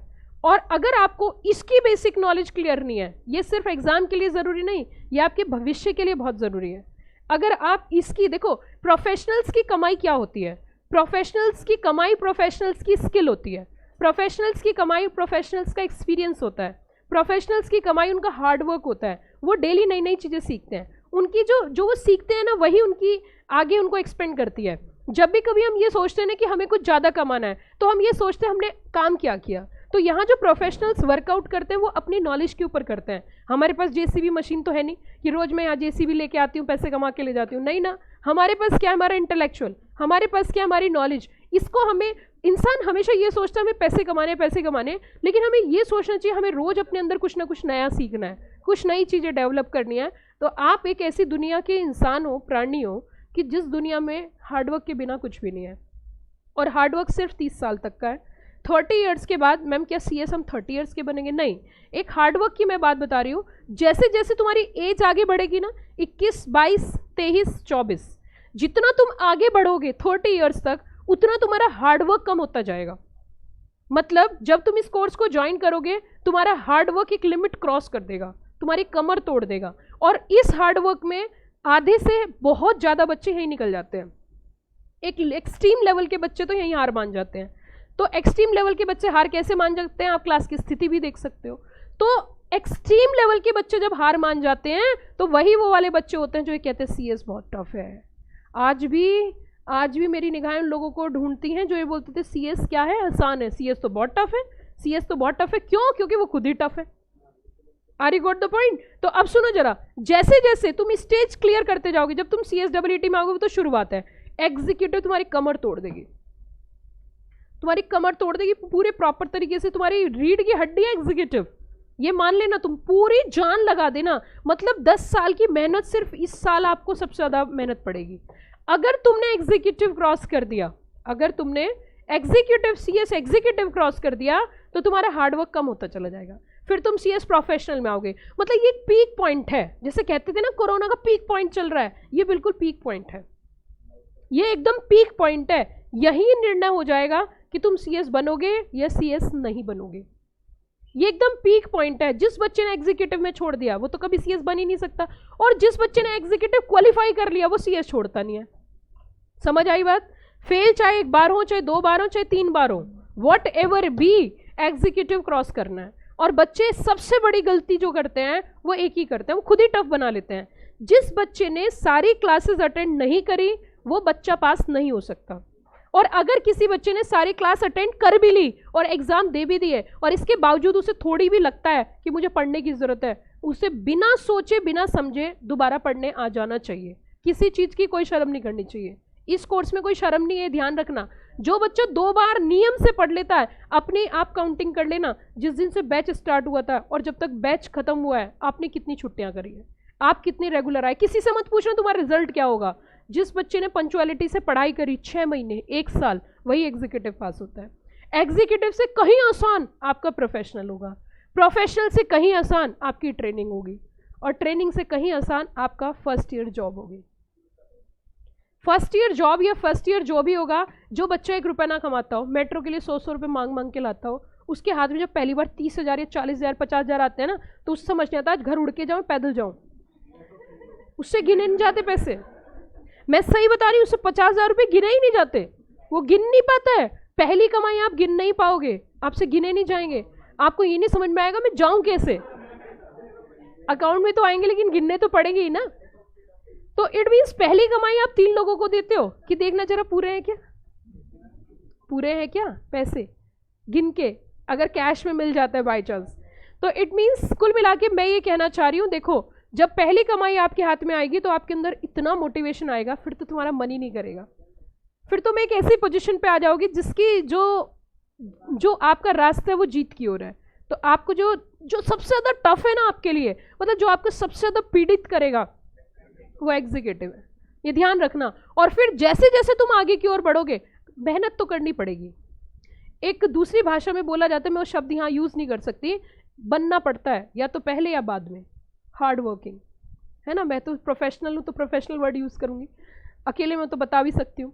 अब प्रोफेशनल वर्ड यूज़ करूँगी, भैया करनी पड़ती है मेहनत, चाहे तो पहले कर लो या बाद में कर लो, बेशरम बनना पड़ता है, मेहनत करनी पड़ेगी। आपको ध्यान रखना मेरी बात, मेहनत करनी पड़ेगी। हमारे साथ के जिन लोगों ने अपने टाइम पे मेहनत नहीं करी ना, जब करने का टाइम था, वो अब इतनी मेहनत कर रहे हैं कि पूछो मत, और है कुछ नहीं मिलता। फिर 30 साल के बाद मेहनत करते रहो, लकीर पीटते रहो, सांप निकल गया, कोई फायदा नहीं है। 30 ईयर्स में बिना प्रोफेशनल डिग्री के मार्केट में आपको कोई नहीं पूछने वाला, आपकी कोई वैल्यू नहीं रहने वाली, बिना स्टेटस के आपकी कोई इंपॉर्टेंस नहीं है। ध्यान रखना, आपके पास कोई रास्ता नहीं है, आप अपनी जिंदगी खुद ही बर्बाद कर रहे हो। अगर तुमने एग्जीक्यूटिव क्वालिफाई कर लिया, तुम्हारी लाइफ इतनी सेटल हो जाएगी कि तुम्हारे बारे में लोग सोचेंगे।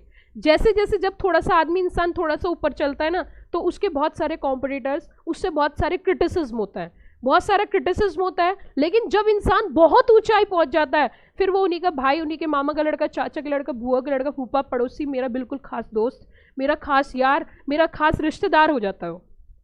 ये ध्यान रखना।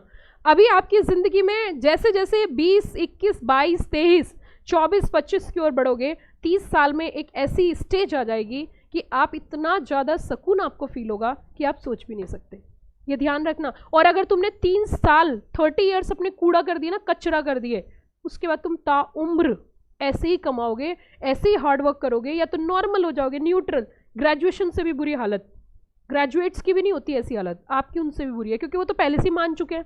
आप वो हो जो वहां से नीचे गिरे हो, वो तो कभी उठे ही नहीं, वो तो कभी जिसने ज्वाइन नहीं किया वो तो कभी उठे ही नहीं, वो तो घर से निकले ही नहीं, है ना। मंजिल तो मिल ही जाएगी भटक कर सही, लेकिन गुमराह तो वो है जो घर से निकले ही नहीं। तो इसीलिए ध्यान रखना, एग्जीक्यूटिव कमर तोड़ हार्ड वर्क बहुत मांगेगी, लेकिन तुम्हें एक बात मेरे ध्यान रखना, अगर आप अच्छे वाले स्टूडेंट हो, कि मुझे छोड़ना नहीं है, बस दिमाग में यही बात सेटल रखना, पास हो जाओगे। समझ में आई बात? चलो आओ, वापस आओ जल्दी से, आइए। अब वो वर्ड ही पूछ रहा है कशिश, बेटा वो वर्ड मैं तुझे अकेले में बताऊंगी, फोन पे बताऊंगी, ठीक है? चल आ जाओ। मतलब इसे इतनी बात नहीं समझ में आई, इसे वो शब्द याद आ रहा है कि वो बता दो मैम, बस किसी भी तरीके से।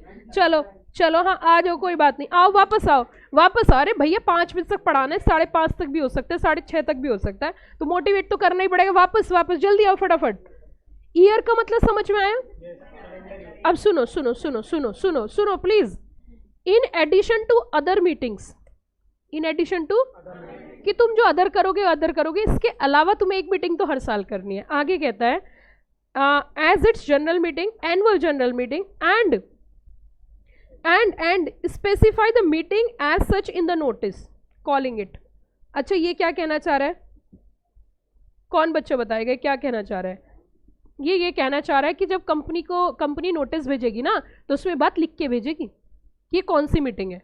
और जब आप कभी भी नोटिस देखो तो उसमें लिखा रहता है 21st AGM, 31st AGM, 22nd AGM। तो it means that is to be mention in the notice कि ये कौन सी वाली मीटिंग है और कौन से साल वाली मीटिंग है। क्लियर या ऑल क्लियर? पक्का? चलिए आगे देखिए। And not more than 15 months। अच्छा जी, हाँ जी, कि 15 महीने लैप्स, या हम कह सकते हैं लैप्स नहीं होने चाहिए कि किसमें, कि पहली AGM में और जो उसके बाद AGM होगी। हम कह सकते हैं, इसने तो एक नई बात निकाल के सामने खड़ी कर दी कि एक AGM मान के चलो फर्स्ट AGM ये है, या XYZ कोई भी AGM कह रहे हैं, ये फर्स्ट AGM है, और उसके बाद जो AGM होगी, उसके बाद में जो AGM होगी, उसके बीच में, उसके बाद में जो AGM होगी, इन दोनों के बीच में जो मैक्सिमम गैप हो सकता है, मैक्सिमम गैप कितना हो सकता है? 15 months। क्लियर या ऑल क्लियर? तो मैक्सिमम गैप कितना हो सकता है? 15 months। दो बातें समझ में आई? पहली क्या, जल्दी बताओ फटाफट। पहली क्या, कि पहली मीटिंग हर साल होनी ही। दूसरी बात क्या समझ में आई? कि दो मीटिंग के बीच में भाई और बहनों कम से कम या ज्यादा से ज्यादा, कम से कम ज्यादा से ज्यादा वर्ड इज यूज्ड मैक्सिमम। एक एक शब्द पे ध्यान देना है। ज्यादा से ज्यादा 15 महीने का गैप होगा। अच्छा जी, हाँ जी, आगे सुनो। हमने कहा अच्छा ये बताओ, हम तो मीटिंग करना चाहते हैं कि कब, कि फरवरी में करना चाहते हैं, कि कब करना चाहते हैं? दिमाग खराब हो गया कि क्यों? लॉजिक सोचो। लॉजिक ये भैया, अकाउंट्स कब क्लोज होंगे? 31 मार्च को होंगे। अब वे अकाउंट्स बनाए किसने? आपको ही जवाब देना। अकाउंट्स बनाए किसने? बोर्ड ऑफ डायरेक्टर्स ने। ईमानदार है? विश्वास नहीं है, हो भी तो ये विश्वास नहीं है, तो क्या करवाओगे? 31 मार्च से पहले या बाद में? तो ऑडिट करने में भी टाइम लगेगा, तो एक टाइम पीरियड डिफाइन होना चाहिए। उन्होंने कहा एक काम कर लो कि क्या, कि अगर फर्स्ट AGM कर रहे हो, कौन सी AGM, कि अगर फर्स्ट AGM कर रहे हो तो फर्स्ट AGM आपकी हो जानी चाहिए 9 महीने के अंदर। हमने कहा 9 months के अंदर, कि हाँ, पर 9 months चेक कहां से करें? कि 9 months कहां से चेक करो भैया? कहां से चेक करोगे? जब तुम्हारा काम खत्म हो जाएगा वहां से 9 महीने, कि काम खत्म from the date of closing of its financial year. So अगर आपकी पहली मीटिंग है, फर्स्ट AGM है, द टाइम इज 9 months। लेकिन आपकी अगर सब्सिक्वेंट AGM है तो time is 6 months। It means 9 month जो है फर्स्ट के केस में है, एंड उसी के साथ साथ जो आपका 6 month का टाइम है वो किस केस में है? बिल्कुल एनी अदर मीटिंग, जो भी इसके बाद जो भी मीटिंग हो रही है उसके केस में आपका क्या टाइम है? क्या टाइम है जरा बताना? 6 month। सुनिए ध्यान से, प्लीज ध्यान दीजिए। ये देखिए, इट मीन्स यहाँ पे तो एक बात और समझ में आ गई है कि हम कह सकते हैं, यहाँ पे अगर बीच में देखें तो यहाँ ये जो 31 दिसंबर तक का टाइम था, ये 31 दिसंबर तक का जो टाइम था, अब मान के चलो 31 मार्च को हमारा ईयर क्लोज हो गया है ना, 31 मार्च को क्लोज हो गया। तो इसमें अगर हमारी फर्स्ट AGM है, फर्स्ट AGM कब तक हो जानी चाहिए?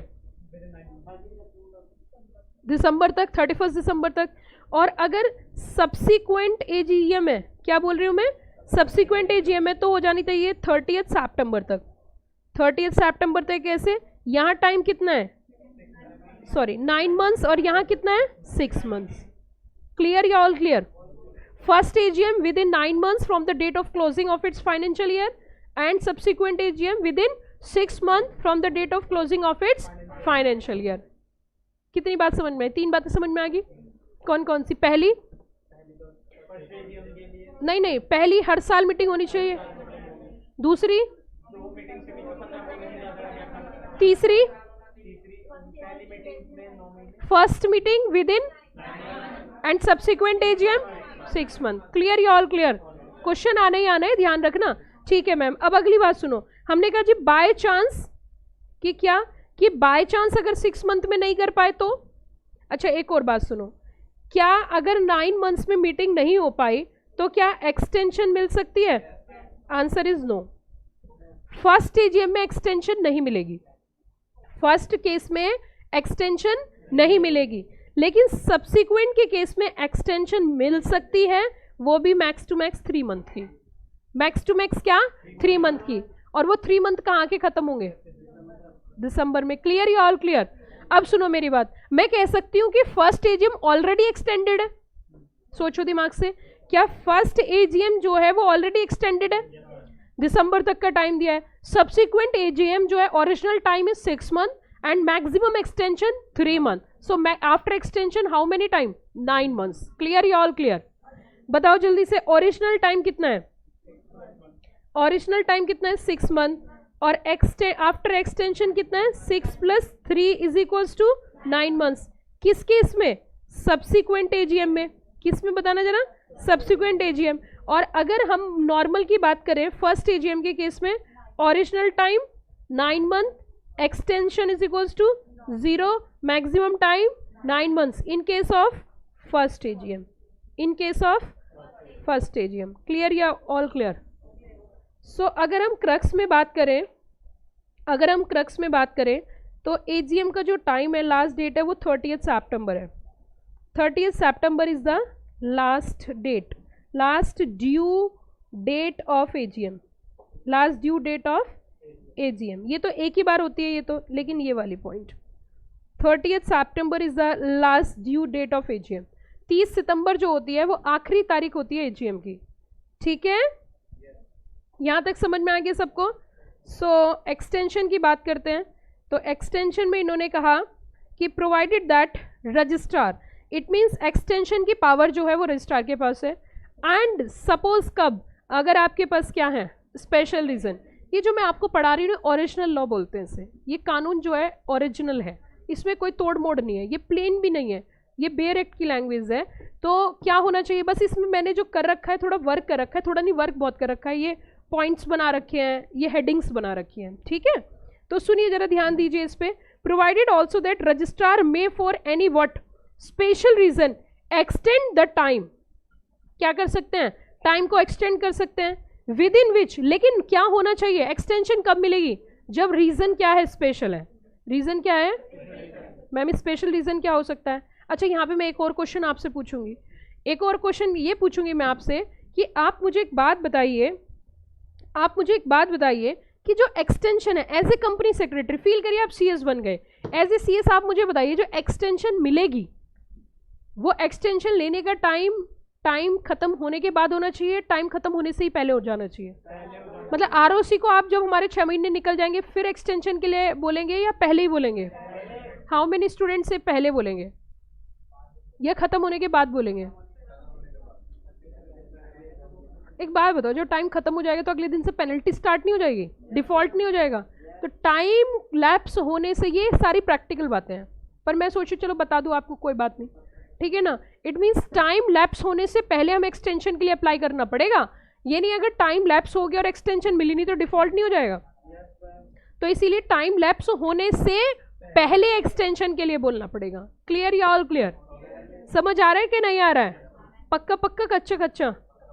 100%? आगे चलें। चलिए इसी तर्ज के साथ 122 सेक्शन तक हमें पढ़ना है। तो अब देखिए आगे कहते हैं extend the time with in which any general meeting other than first AGM. ये बात तो हमने पहले ही कह दी थी कि एक्सटेंशन जो मिलेगी, एक्सटेंशन देखो आपका ये जो पार्ट है ना, इसीलिए मैंने इसको बचा रखा था कि मैं आपकी जो है एक सिटिंग कैपेसिटी डेवलप करूंगी। अब सिटिंग कैपेसिटी तो आपकी सुबह से ही होगी, एक सेशन सुबह लिया, दौड़ भाग करके फिर दूसरा लिया, अब आखिरी सेशन है, इसके बाद तुम फ्री हो जाओगे। और अगर तुम्हें इतना पढ़ने की आदत पड़ गई तुम वैसे ही पास हो जाओगे। गिने चुने बच्चे पढ़ते हैं इतनी देर, जो सिंसियर है, जो अब क्लास में पढ़ने आ रहा है वो बहुत सिंसियर बच्चा है, और जो क्लास में नहीं पढ़ने आ रहा है घर पे है वो महा सिंसियर बच्चा है, महा सिंसियर है। जो सेल्फ स्टडी कर रहा है वो एक्सट्रीम सिंसियर बच्चा है। एक्सट्रीम वाला समझते हो कि वो जीआईजीएल का पेपर देने जाएगा और मास्टर को पर्चा पकड़ाएगा, बोलेगा पकड़ जल्दी घर जाना है, कंपनी लोग प्रिपेयर करना है, ठीक है। तो इसीलिए थोड़ा ध्यान दे, कैटेगरी से बाहर निकलना है, थोड़ा सा हार्डवर्क। देखो आपकी लाइफ में एक स्ट्रगल आएगा, अगर आप उसके लिए रेडी हो तो आप संभल सकते हो, आप रेडी नहीं हो तो आप नहीं संभल सकते। जिस भी व्यक्ति को आपको, अच्छा कौन सी वाली उड़ान भरनी है, नीचे वाली या थोड़ी ऊंची वाली? नहीं, मैं आपको फ्रेंकली बता रही हूँ, अगर उड़ान ऊंची भरना चाहते हो तो हार्डवर्क ऊंचा करना पड़ेगा। ग्रेजुएशन जैसे से काम नहीं चलने वाला। तो इसीलिए आपको अब लास्ट मोमेंट की रेस है, ये मान लीजिए लास्ट मोमेंट की रेस है, अगले 2 महीने इतना लिखो, इतना लिखो, एक एक दिन में पूरा पूरा पेपर, पूरी पूरी, मतलब ये मान के चलिए पेन चलाते ही रहो, पेन कॉन्टिन्यूस लिखते रहो। एक तरीके से पागल से हो जाओ आप कुछ दिनों के लिए, मतलब पागलपन सा होना चाहिए आपके अंदर, तो जाके पास होगे। समझ आया? और अब पता है तुम्हारी करी कराई, आप बिल्कुल 98 पे खड़े हो, ये ध्यान दो, 98 पे खड़े हो। अगर 99 पे रुके, अब ये बच्चे 99 पे रुक गए, जो अब आना बंद हो गए, वो 99 पे हैं, अब वो सीधा 10 पे पहुंच जाएंगे, सीधा 10। और एक अगर पॉइंट आगे पहुंच गए तो तुम विनर हो, ये भी ध्यान रखो। सिर्फ एक छलांग बाकी है, सिर्फ 1 महीना बाकी है। उस 1 महीने में अगर तुमने मेहनत कर ली तो तुम पास हो। और उस 1 महीने के अंदर ही ज्यादातर बच्चे अपने आप को छोड़ देते हैं। तुम्हें उस 1 महीने में हार्डवर्क करना है, और मैं आपके साथ करूंगी, ऐसा नहीं है मैं नहीं करूंगी। तो आ जाइए वापस जल्दी। हाँ जी जल्दी बताओ, फर्स्ट एजीएम में एक्सटेंशन मिलेगी, सब्सिक्वेंट में? ठीक है, अब देखिए, लेकिन मैक्सिमम टाइम इज, तो जो मैक्सिमम टाइम होगा that is the 3 months. 3 months का मैक्स टू मैक्स टाइम होगा। Okay ma'am, okay ma'am, okay ma'am, okay. चलिए जी, चलिए, बहुत अच्छी बात। Day, time, venue of general meeting, क्या बोला इन्होंने? Day, time, venue of general meeting, कि डे क्या होगा, टाइम क्या होगा, वेन्यू का क्या होगा। सबसे पहले भैया रात के 12 बजे नहीं आना है, तो आना कब है, शुरू कब होगा और खत्म कब होगा? किसी भी दिन आ जाओ, किसी भी दिन आ जाओ, लेकिन नहीं होना चाहिए, क्या नहीं होना चाहिए? And shall be held at either the और some other place within the city, town, village, जो किसके नियर बाय होने चाहिए। तो देखो टाइम बताओ मुझे, चल जल्दी क्रक्स में बताओ। Time of AGM, time of AGM ये लिख लो, आपके एग्जाम में काम आएंगे। Time of AGM, business hour 9 to 6, 9 to 6। Place registered office या फिर city, town, village, near by registered office.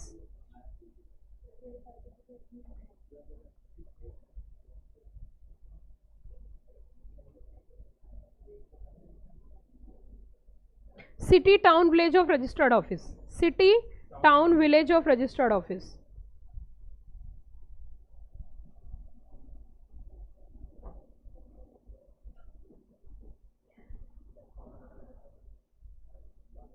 Unlisted company India में किसी भी प्लेस पे कर सकती है अगर कंसेंट लेती है रिटन में मेंबर से एडवांस में। अब सुनो बच्चों, प्लीज ध्यान देना क्वेश्चन पे, ध्यान देना क्वेश्चन पे। आपके डायरेक्टर साहब ने ये बोला कि भैया हमें जो मीटिंग करनी है वो कंपनी के रजिस्टर्ड ऑफिस पे नहीं करनी, कंपनी के रजिस्टर्ड ऑफिस के अलावा कहीं और करनी है, ना रजिस्टर्ड ऑफिस के near by city, town, village में करनी, हमें तो कहीं और ही करनी है। कि कहीं और ही करनी है, कि कहीं और ही करनी है, कि कहीं और ही करनी है, कि कहाँ करनी है, कि हमें तो दूसरे स्टेट में करनी है। अब ये बात जैसी कंपनी सेक्रेटरी से बोला, कंपनी सेक्रेटरी ने हाथ खड़े कर दिए। सपोज करिए जिससे पूछा गया उन्होंने मना किया, लेकिन सही नॉलेज होना ज़रूरी है, क्योंकि हम जो कंपनी सेक्रेटरी हैं हमें इसी चीज़ की एक एक्सपर्ट नॉलेज होती है, तो सही चीज़ें पता होनी चाहिए। हमारे सामने एक प्रॉब्लम रखी गई कि कंपनी की जो मीटिंग है वो हमें रजिस्टर्ड ऑफिस के अलावा कहीं और या किसी डिफरेंट टाइम पे करनी है, क्या वो हो सकती है? नहीं हो सकती है। हाँ जी जवाब दो पीछे वाले बच्चे, कैसे? ये देखिए, provided further that central government, this is a subsection 2, कहता है provided further that central government में, सेंट्रल गवर्नमेंट में वर्ड यूज किया है। में से हम क्या समझते हैं? में से हम समझ सकते हैं कि यहाँ पे सेंट्रल गवर्नमेंट की एब्सोल्यूट पावर नहीं है, सेंट्रल गवर्नमेंट की इनहेरेंट पावर नहीं है, सेंट्रल गवर्नमेंट की चॉइस है। सेंट्रल गवर्नमेंट चाहे तो अलाउड कर सकती है और चाहे तो अलाउड नहीं कर सकती है. May exempt any company from the provision of subsection subject to such conditions as it may impose. Clear या ऑल क्लियर?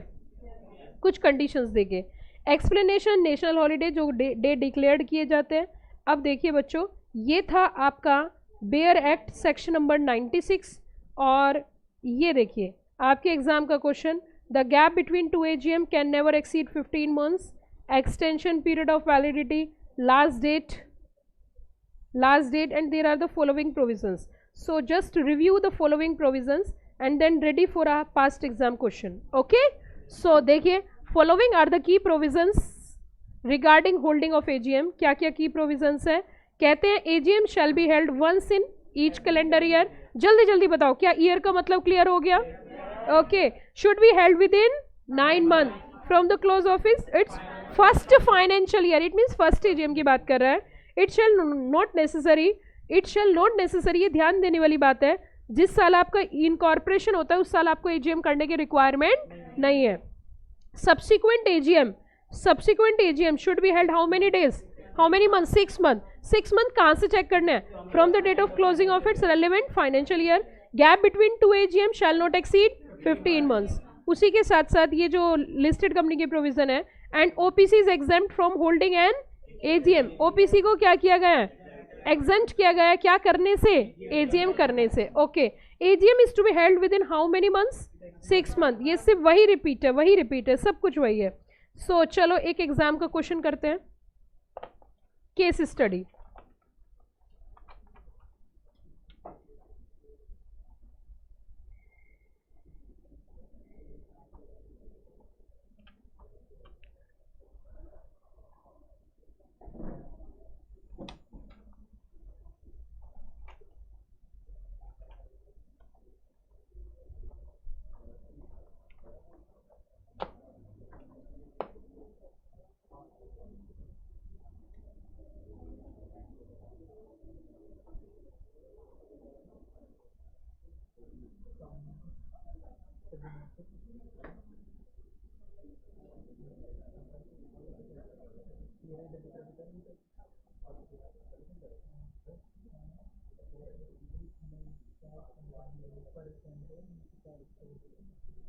लिखिए बच्चों please. X limited,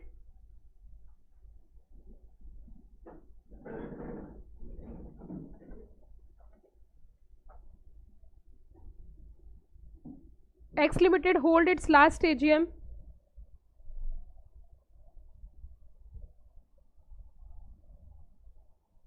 26 April 2022.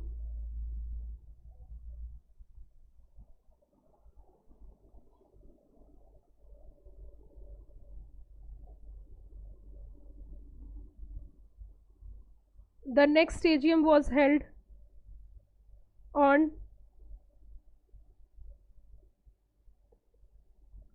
29 September 2023. ROC raised an objection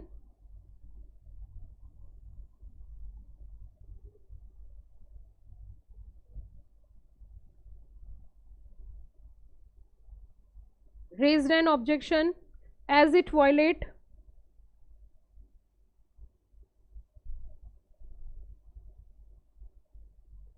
the provision of Act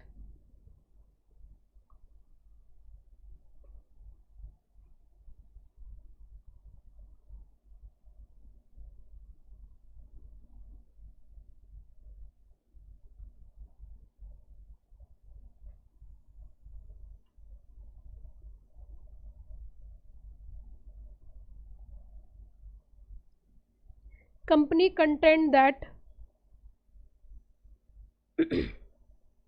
AGM is within 6 months from the end of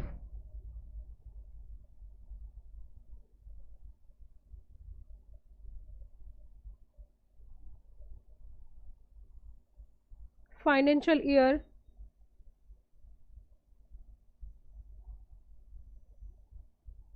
23 comment.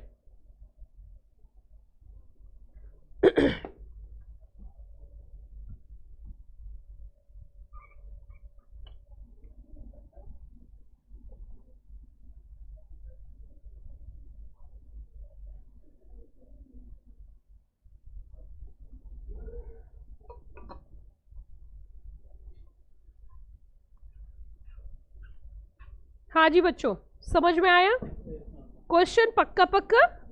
ये आपकी exam की case study है, बिल्कुल इसी तरीके का क्वेश्चन आएगा आपके पेपर में। तो चलो जरा देखते हैं कितने लोग कहते हैं कंपनी सही है और कितने लोग कहते हैं आरओसी सही है। आरओसी वाले, ये लाइव स्टूडेंट्स, बहुत बढ़िया। लाइव स्टूडेंट्स बताइए जल्दी से, आरओसी कंपनी, आरओसी सही है। कंपनी वाले कौन है?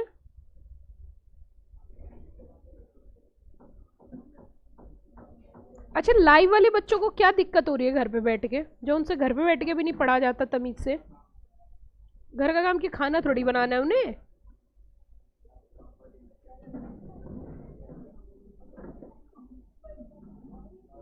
यार मुझे बड़ा दुख होता है, तुमने हमें पैसे क्यों दिए?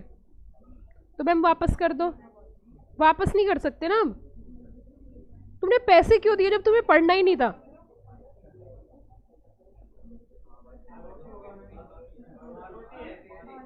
हाँ जी, प्लीज नो टॉकिंग। देखो, जिसे पढ़ना नहीं है वो हमें पैसे ना दे। अगर तुम्हें देने ही है फ्री फंड के पैसे तो किसी और को दे देना, लेकिन हमें मत देना, पाप लगेगा। चलो आ जाओ वापस, आ जाओ वापस, आ जाइए प्लीज प्लीज, नो टॉकिंग।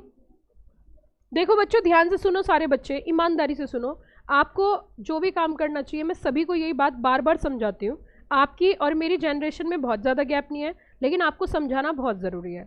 आप अगर कुछ पढ़ नहीं रहे हो, आप अगर ये कोर्स करने लायक नहीं हो, तो पहली स्टेज पे ही मना कर दो। It's better. पता है क्यों मैं बोल रही हूँ? आज आपको मैं एक चीज़ बता देती हूँ। अगर तुम पहली स्टेज पे मना कर दोगे ना, ऐसा नहीं है कोर्स हो नहीं सकता, इसे वही बच्चा कामयाब है इसमें जिसके मन में लगन है। मन में लगन वाला बच्चा कामयाब है, अगर हवाबाजी वाला बच्चा तो बिल्कुल कामयाब नहीं है। एक बात। दूसरी बात यह है कि अगर तुम इस कोर्स के साथ 8 से 10 साल खराब कर देते हो, 8 साल खराब कर देते हो, और उसके बाद भी तुम्हें 10 ही हज़ार की नौकरी मिलेगी, है ना? 10 साल बाद भी अगर तुम नौकरी करने कहीं जाओगे एज ए फ्रेशर और सिर्फ ग्रेजुएशन के बेसिस पे जॉब डिमांड करोगे, सीएस होगी नहीं तो खाली ग्रेजुएशन के बेसिस पे जब जॉब डिमांड करो 10 ही हज़ार की लगेगी। इट्स बेटर कि आप 10 साल के एक्सपीरियंस के साथ 40 हज़ार की नौकरी कर लो। अब वो 10 साल का एक्सपीरियंस कैसे हो सकता है? इससे बढ़िया तो 12वीं के बाद सीधा जॉब ज्वाइन कर लेते। जो बच्चे बाहर रह रहे हैं, अपने माँ बाप के 10-10 हज़ार रुपये महीना खर्च कर रहे हैं, 15-15 हज़ार रुपये लगते हैं, 10-15 हज़ार रुपये लगते हैं ना बाहर रहने में।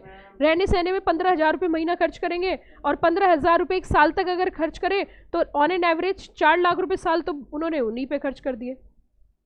नहीं कर दिए? और 4 लाख की तूने नुकसान कर लिया नौकरी का, क्योंकि 15 हज़ार की तो तेरी जॉब लगी जाती। तो देखा जाए तो 8 लाख रुपए हर साल आप खराब कर रहे हो। 8 लाख रुपीस। और अगर तुमने 10 साल ऐसे ही निकाल दिए, समझो कितना बड़ा नुकसान है। इससे बेटर तो तुम्हारे माँ बाप, तुम 15 हज़ार की जॉब करते, 15 हज़ार की सेविंग वो करते, 30 हज़ार रुपये महीना जोड़ते, एक साल बाद के 36, 3,60,000, 4 लाख जोड़ते, और 10 साल तक जोड़ते तो 40 लाख, 20 लाख, 60 लाख का तुम्हारे लिए कोई प्लॉट लेके डाल देते, तो तुम उस पर एक बढ़िया सा घर बना लेते। यस और नो?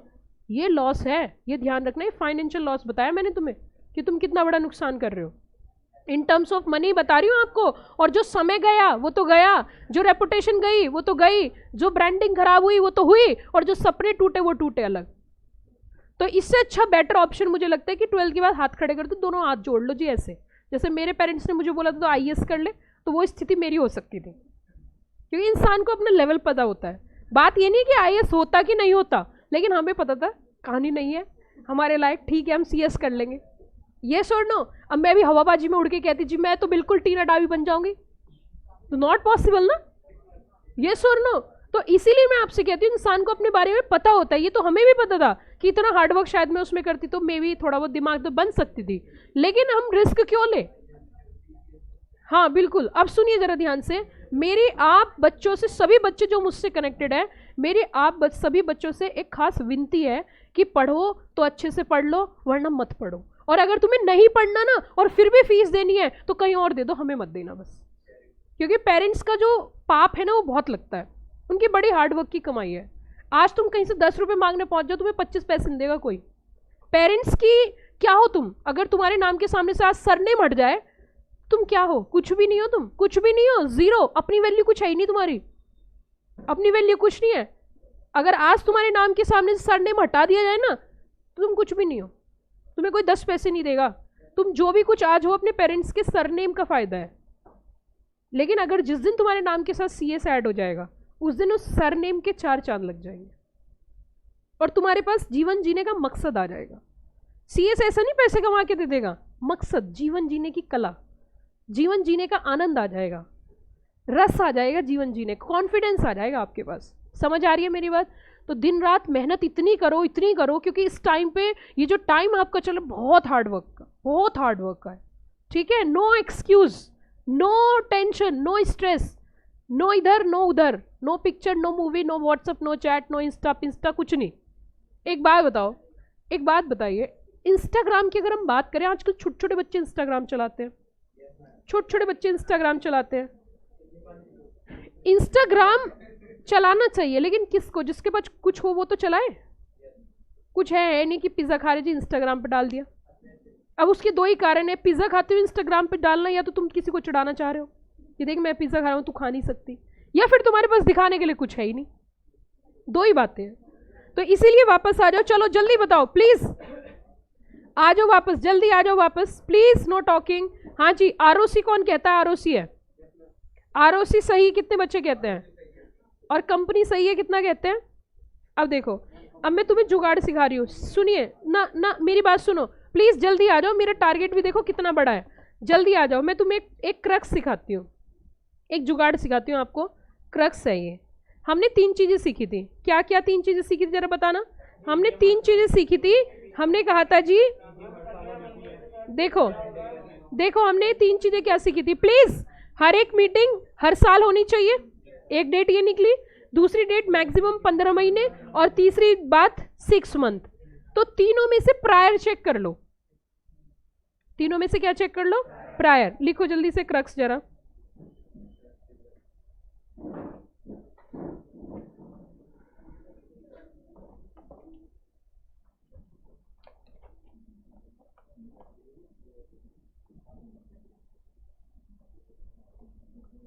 देखो, सबसे पहले कैलेंडर ईयर की रिक्वायरमेंट। कैलेंडर ईयर की रिक्वायरमेंट अगर हम देखें यहाँ पे, तो it start from 1st of January and it comes to end on 31st December 2023, right ना? ओके। फाइनेंशियल ईयर की अगर हम बात करें तो it start, that is the due date is 30th September, yes और नो? फाइनेंशियल ईयर की requirement अगर हम पूरी करें तो हर एक फाइनेंशियल ईयर में होनी चाहिए, एक तो कैलेंडर ईयर में होनी चाहिए, एक फाइनेंशियल ईयर की रिक्वायरमेंट क्या है? विद इन क्या था वो? 6 मंथ। और तीसरी रिक्वायरमेंट है गैप।